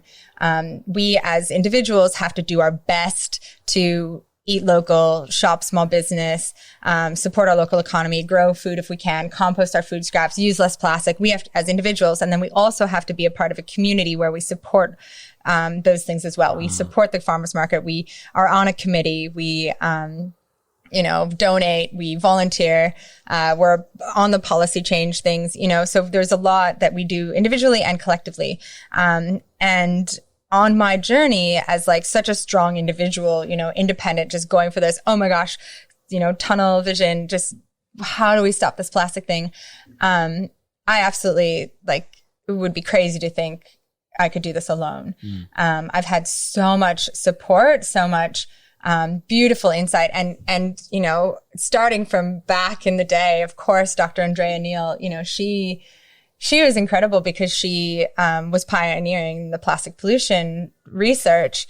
And she just was I was we need to get your research out there. And she's we can't, it's bound to these grants and I can't publish it until I get it published in a journal. I can't qualify for the next grant. And so it's private until it gets published. And I was what a headache. Oh my gosh, totally. Props to all the scientists out there because it is hard, and yet vital. Yep. So I was so grateful to her, for, just dropping the initial epiphany that's led me on this path. So she was the catalyst. Yeah, absolutely. Cool. So, oh my gosh.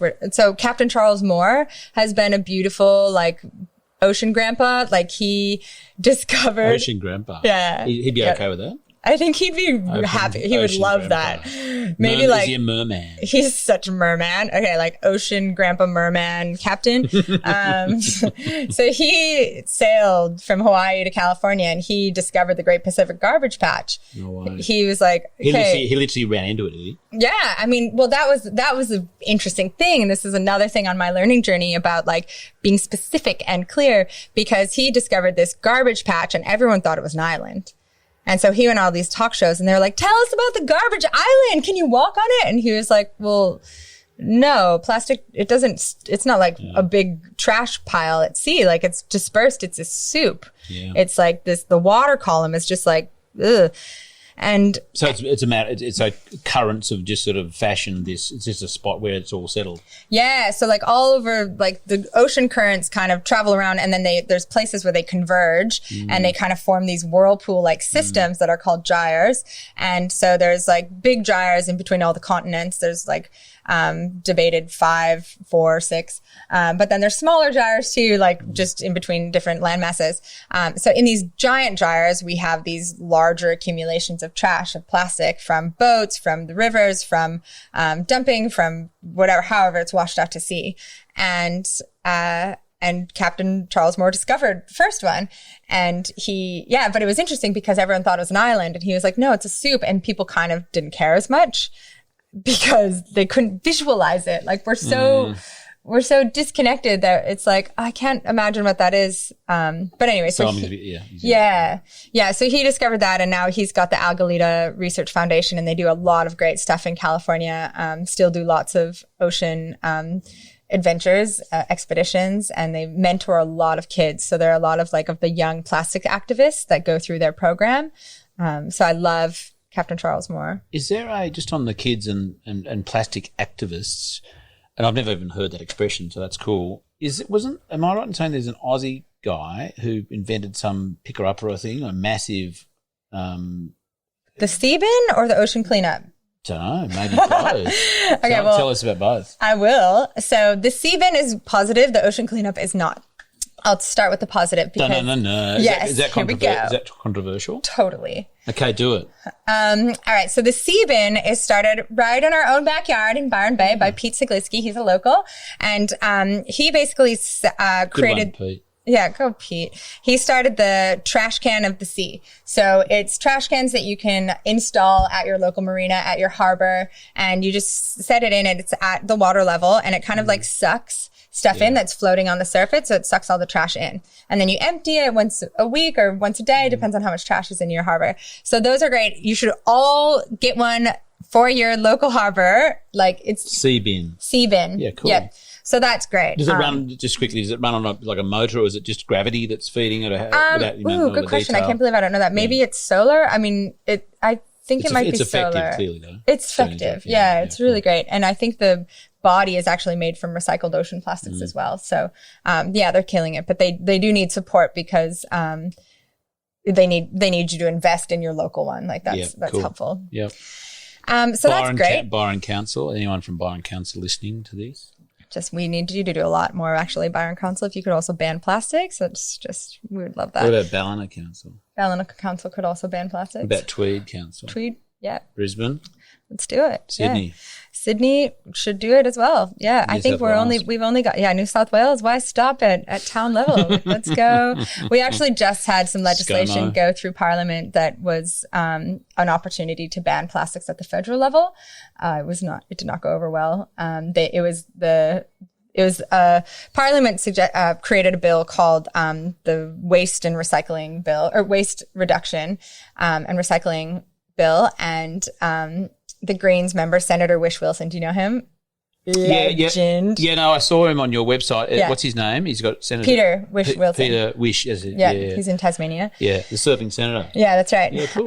So he was saying, hey, look, let's ban plastics.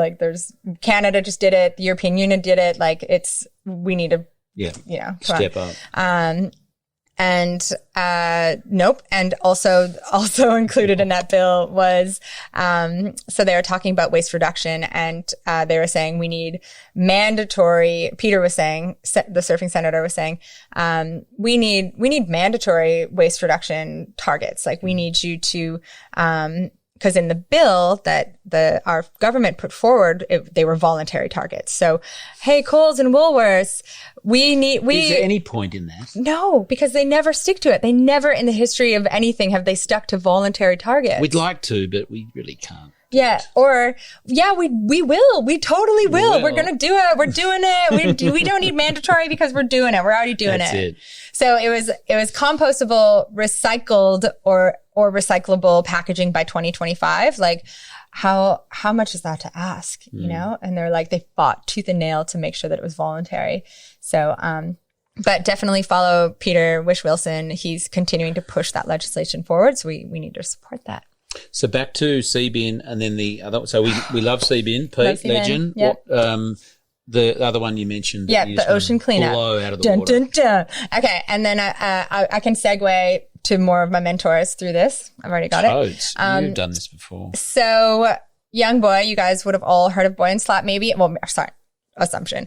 There's this 18-year-old kid in the Netherlands, Boy and Slat, and he was in school. He was studying Boyan Slat. Slat. It's his name. That's his name. Okay, cool. Yeah. And he was studying engineering, and he came up with a solution. He's like, hey, let's just make a giant floating boom and collect the plastic in the sea. Yeah, okay. A boom. Yep. And just scoop it up. And everyone was like, brilliant, genius. Why didn't we think of this? Just scoop it up. And he took his idea and he got lots of funding. like millions of dollars. And he took the idea to Captain Moore. And my other mentor, who is the founder of Plastic Soup Foundation, Maria Westervos, she's Dutch. And he said, what do you think? And they were like, nah, like you can't just scoop up the plastic. Like it's not, sure, we could try and scoop up the bigger stuff, but there's an ecosystem that's been created around this. There's crabs living in there. There's fish that are around there. There's bigger fish. And all these little plastic bits that have degraded are the same size as all the phytoplankton and, all there's kind of like the base level of the food chain. If you scoop that up, you wipe up that base level of the food chain like that. You can't, it's not going to work. And so there's this kind of, there's the theory, sounds good, and then there's like the practice. Yeah. And I don't know if you've seen this in agriculture or not, but it's really hard because people get so excited about something, they get so attached to it, they throw a lot of money at it. It has to work. Totally. And if you say, no, it won't, they don't want to hear that, regardless of the science or the experience or the expertise or the credibility. And so it was really divisive. I actually didn't speak out against it a lot because at some point I was like, oh man, well, at least it's raising. There's interest or there's. It's raising the profile of this issue. There's a solution out there. People have hope and they're actually learning about the problem through this false solution. So it was interesting to see the role that these sort of like myths and false solutions actually play in activism. It failed. I was on Hawaii actually when one of the arms of the boom broke off and floated out to sea. Like it was a disaster. The ocean moved faster than the boom. So it couldn't even collect. He had to borrow plastic from a local beach clean, Sustainable Coastlines Hawaii. He had to borrow beach plastic from them for his photo shoots. To make it look like he'd rounded it up. Yeah. That was a good point you made back there about, in agriculture and yes, agriculture and broadly science. And I have certainly been privy to, and it's not uncommon to see, and I'm saying scientists because they're often the ones doing the research and they get the funding and that's their shtick, and a layman or someone outside of with no vested interest and no attachment to the outcome going, this is clearly, you might say an ego trip. This is like I'm inventing something because it puts me on the map, or I've got to invent something. I've got to get funding, so I'm going to invent something to get the funding for, so I can justify my place in a university or whatever it is. But it's a really interesting thing that, things are often invented for the sake of the inventor and are actually of no practical application whatsoever. And I'll sort of a case in point might be desal plant. So some friends of mine in Victoria were, live near where there's currently a desal plant, and I think there's one off Sydney somewhere as well. And that's I think a great example of problem. Water security, vague in itself, so many different variables. Solution. Let's just. Look at all that water over there that's got salt in it. Let's just take the salt out and make take it out. Water. Easy. And let's spend $2 billion doing that and then not use it. Yeah. But it costs $2 million a day for upkeep. Quick fix. Expensive quick fix. It is, but it's political and pointless and, greenwashing and this is my view. I'm just jumping on my soapbox here. No, but you're right, because it brings me back to what you were saying about plastic is that plastic isn't evil by nature. It's how we use it. It's how we misuse it. It's humans are amazing. We're so creative and smart and, innovative, and we can create technology. It's not the technology that's bad. It's how we use it. And that's where like the disposable plastics is so irresponsible and just stupid. It's these solutions, same with incineration, even recycling, like these systems that we have in place that represent far more than they actually do.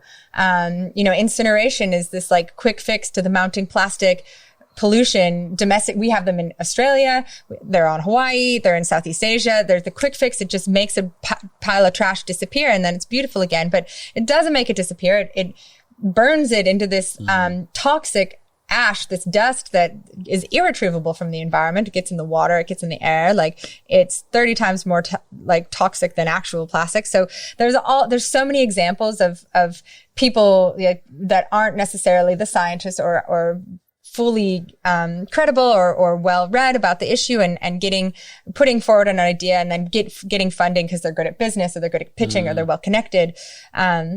And then this shitty idea is actualized, and then it's just like plastic. It's like, and often politicized. Yeah, it's like the campaign, and everyone's like, "Yay, we're solving the plastic pollution!" Like, oh my god!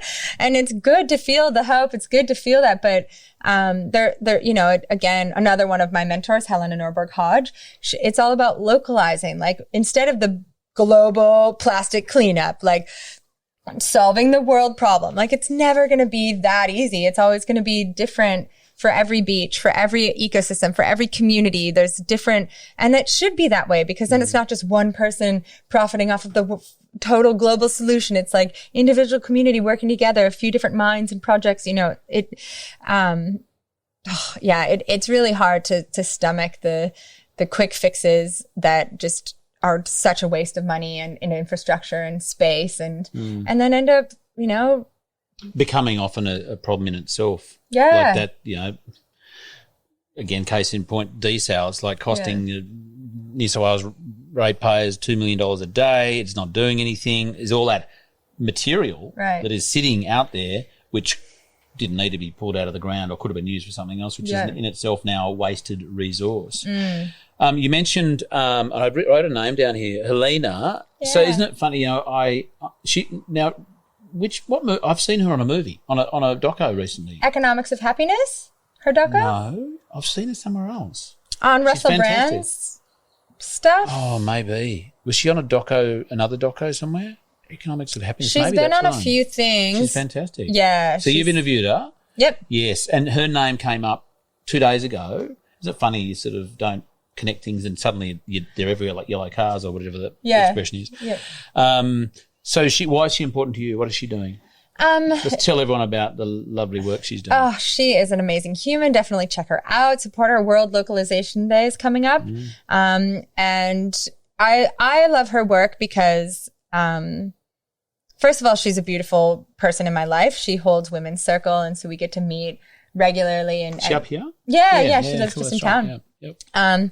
And so she's important in my life in terms of like holding space for, like creating community, which is so important in this. We get out here and we're like, oh my gosh, we're up against big oil, big plastics. Like, nothing else matters. Like, keep going, fight the good fight. Like, it's exhausting. It's draining. Like, how do we share ocean swims and surfs and like healthy food and water and sleep and yoga, but like, humans, I can't just like get my fix by burying compost in random people's front yards. Like we have to have like relationships with our farmers and relationships with our elders and relationships with youth. And we don't live in tribes anymore where we used to have that, be accountable to like our aunties and uncles and have to watch after kids. And so we kind of have to create that for ourselves, especially me being from the States, I have to actively create a community. And she's so beautiful because she holds space for some of my, some local women, and we just like share how we're doing and we work through things and we talk about local food, and that's her work. So her work is the Localization Movement. So she spent many years in Ladakh, and when she was over there, she noticed that where's that? It's like Nepal, Tibet. Oh, cool. Yeah, beautiful. And it was pristine, untouched by Western world, and happy, no concept of poor, no concept of, body shape or image, no concept of just they helped each other. They didn't have currency. They just shared. They were, they worked in the fields. It was just beautiful. And she watched and she studied and she watched as Western influence came in and they were then poor. Like, oh, Helena, please give us money. We're so poor. We want to buy things. We want to look this way. I don't look this certain way. Like, And she just was heartbroken, and she learned that that's the globalization, that's the big world of like, our government's tricking us into thinking that international trade was benefiting us when really that's GDP. Oof, like that's where all the food miles, that's where all the fuel is burned, is to transport. I wish I knew the stats off the top of my head, but I think we export fish to be cleaned in one country and then they're shipped back. Yes, I saw something like that. It goes from, so they're caught in, I'm just making some stuff up, but the point is it goes from, like, say, it gets caught in Japan, goes to the Netherlands to get filleted, and then goes to, I don't know, like South Africa to get eaten. Yeah. Something crazy like that. Everything has that. Like, it's so weird. And we wonder why, like, our local food is more expensive, because all that trade is subsidized. And it's just such... it's a train wreck. I mean, it's a train wreck for our environment. Like, there's like the ships that are doing this, the planes, that is just like crazy emissions. The food, like, what condition is it in if it's traveling that distance? And then our poor local farmers, they just want to like look after the earth and regenerate the earth and like provide food. And they're having to compete with $1 Aldi or, whatever it is. I think Aldi actually does support farmers. I think that I did hear the other day Aldi was going to be making sure their fresh stuff was going to be organic or something. Yeah, something great. I just went, oh my God, that's they haven't just like gone one step, they've just gone like to step 5, straight. Yeah. Sometimes they surprise us. Aldi has a few tricks up their sleeve, definitely. But they still sell a lot of plastic stuff, Yeah, but like no bag, that's random and revolutionary. And we figured it out. It's like we get so caught up, especially in business, people get so caught up in like, oh, we don't want to upset the customer. It's like, no, you set the tone. Especially these huge corporations that have the power, that have the resources, that have the influence, like they should absolutely be setting the bar, like organic only. Like, hell yeah, that's the beyond policy. Like, that is the way you make change this day. And not hit the consumer, but the consumer has the power to, yes, the supermarkets might say, we're not going to give any bags. And they go, right, well, cool, we're going to roll with that. And also then go back to the other supermarkets and say, hey, you should lift your game. And, a demand-led economy, I bang on about it every time, is the one we should be supporting and advocating for, as opposed to let's just make stuff and hope people buy it. It's like, let's just make stuff that is already demanded. Well, like, what's your life? Like, what is your life about? Like, what is your legacy? Like, why are you here on this planet? Like, what makes you feel good? Does it make you feel good to sell crap to people that further, desecrates this majestic planet? Or do you feel better about like trying a little bit hard, or like scraping by a bit more to just like offer something that's truly beautiful for this planet? I bet you'll have a better life. I bet you feel more fulfilled. I certainly think the same way, that I vote with my dollar every day. And where I put my money is literally, that's my vote, like way more than my political vote, which I definitely take seriously as well. But, like, I'm supporting the local bulk food store. I'm supporting the local farmers market. I'm supporting the local, designers and the people that are making these things in my community from the best, most sustainable products they can, because like, more of that. I'm literally investing in that. And I think that when Aldi does that sort of stuff, like I'm like so grateful that I'm at a point in my career that I have influence through a desirable, platform. Like on Instagram, I can say to Aldi, hey, do you want to partner on something? And we can amplify this solution together. It's epic. I used to be hardcore. I used to be like, you have plastic in your store? No way, I'm not working with you at all. Which slowly catch the monkey. Yeah, totally. And also parents as well, like the role that we have to set a standard for our kids. And, if parents are in the kitchen not using the Glad wrap and they're using the little, cloth and beeswax covers on things, and not using the plastic containers, but they've got the perspex, or there's great ones now, the timber, the wooden lids and things. They've still got a bit of a rubber seal, but I guess that's sort of, I don't know what else you do there.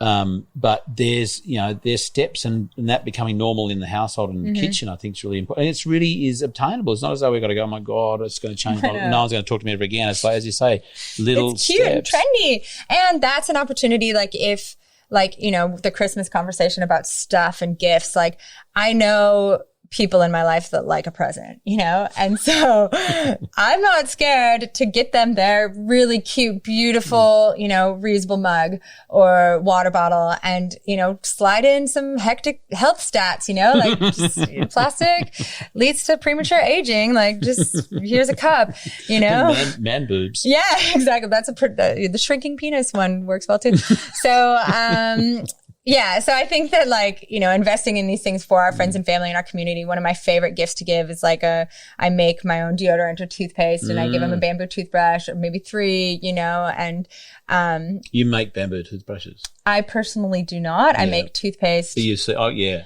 I actually had one in my pocket there today. Yeah, I did because we stayed somewhere else last night and I had to pack quickly and it was in my pocket. It's actually like in my car fresh. there. Yeah. Just, well, you know, it's 6 times a day. It's important. Yeah. That's actually something that I talk about because people are like, whoa, we don't trust your toothpaste. And I'm like, look, it's not the toothpaste that does the job. It's the brush. Like you just need to get the plaque out and like the sugar between, you know, out of there. And that's what is going to keep your teeth strong and healthy. It's not the toothpaste. And what do you, it's just bicarbonate coconut. So easy. That'll do. Yeah, that's easy. Yeah. I sometimes salt, like if you're worried about the abrasiveness of bicarb, you can just put salt in there. There's so much stuff, clay, like you just a little bit of abrasiveness. Hey, is it, and it's in there, yeah? You know it. I'm going to plug that one again. I quit plastics. Now I'm conscious of time and Oliver's going to come back and go, you two still at it? He took off there before. Such a helpful fellow, I got to say. Lovely man. I want to sort of wrap up, but I want to just find out what you're doing now, like what projects people can support you to do, get involved in, advocate for. Yeah. Thank you. I am focused. Obviously, we can't travel, so I'm not able to host my mermaid retreats at the moment, which I love. Those are super fun adventures. Where were they? So I host a sailing one in Fiji. Oh. I host one in Hawaii at this secret cove where dolphins live, and we get to just communicate with the dolphins. I host one in WA, swimming with whale sharks and manta rays. You can do that. They're pretty strict about the borders, WA. I'm going in early November. Are you? Okay, well, that's a little bit far off. I'm going to still try and do my Tonga one in September. And I also have a Harvey Bay sailing one in August. So I'll be able to do that one. And I think I'm going to try and do some like a Queensland one coming up. So definitely keep an eye out for those. Those are really fun. So it's totally plastic free. We make all of our bath products straight away. So you use those the whole time. Catered, plastic free. We go to the farmer's market, make the food, but we also snorkel, have epic ocean time to just like connect to nature and connect to water element and cool. Yeah, just and mermaids, not mermen. This is for the kids. I've opened it up to mermen's a couple times. I get the pressure and I'm like, all right, you can come. How do they go though?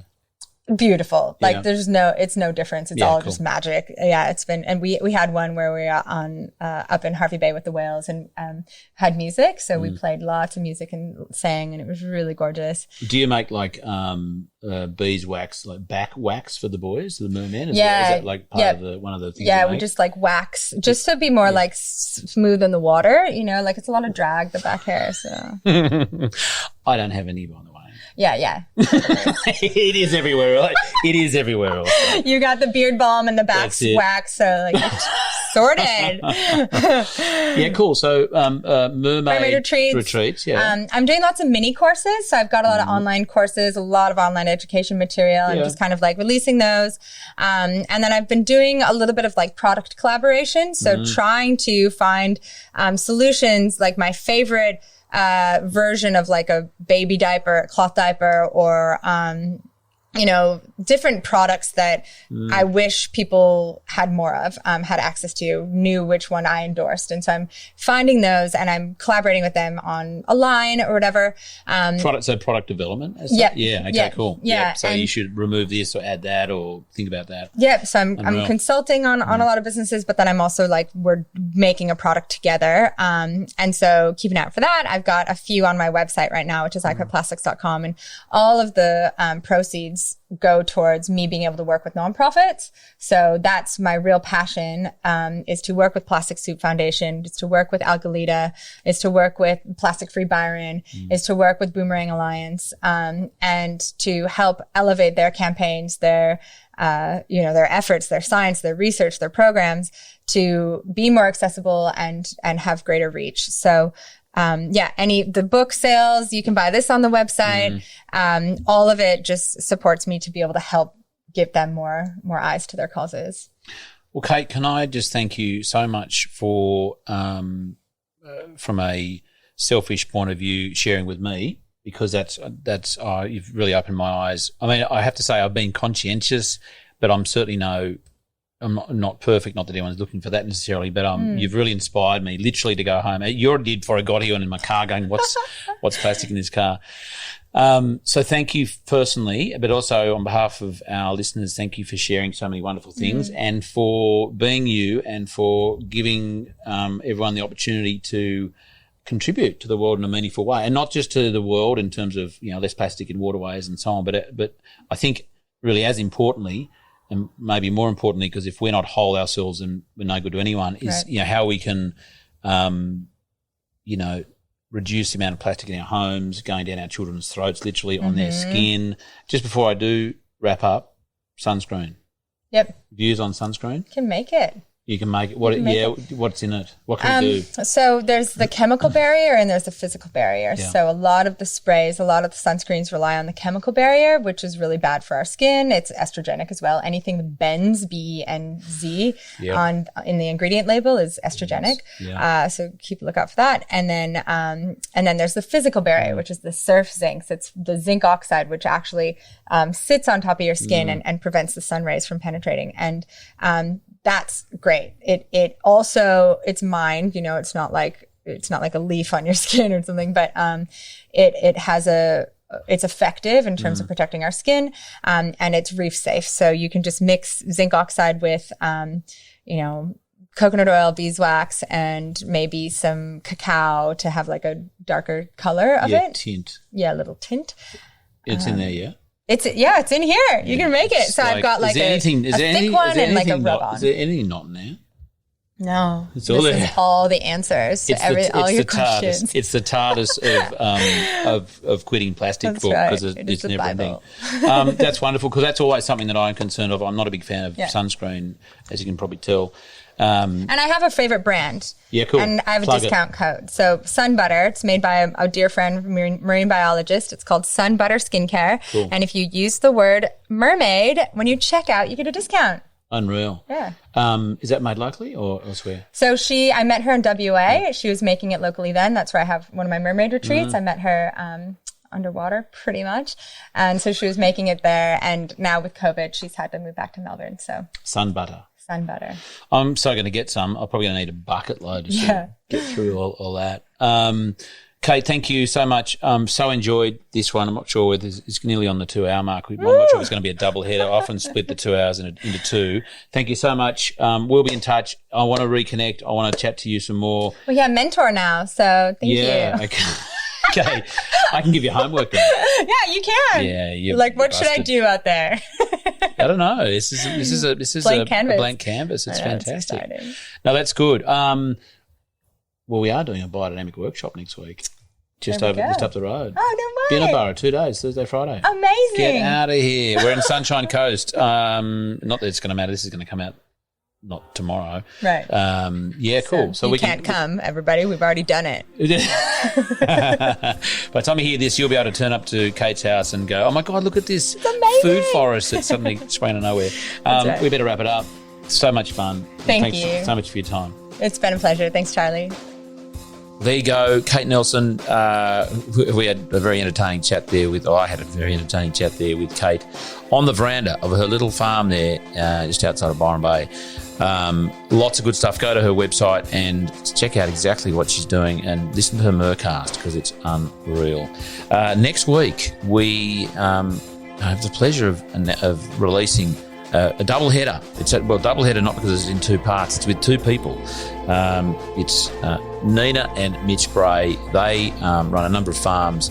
The one I caught up with them at was at Sunshine Coast, just in the middle of a 2-day introduction to biodynamics course, which they're hosting again. I did host again, and I interviewed these guys because they're fascinating. They're absolute, giving it a red hot go, and they're cropping as well, which is really interesting for me because it's a space I used to be in, and I get a lot of queries about who is cropping, how can this stuff be applied to cropping, and these guys are doing a wonderful job. So I'm really looking forward to releasing their interview with Nina and Spray next week. This podcast is produced by Rhys Jones at Jaeger Media. If you enjoyed this episode, please feel free to subscribe, share, rate and review. For more episode information, please head over to www.charliearnott.com.au.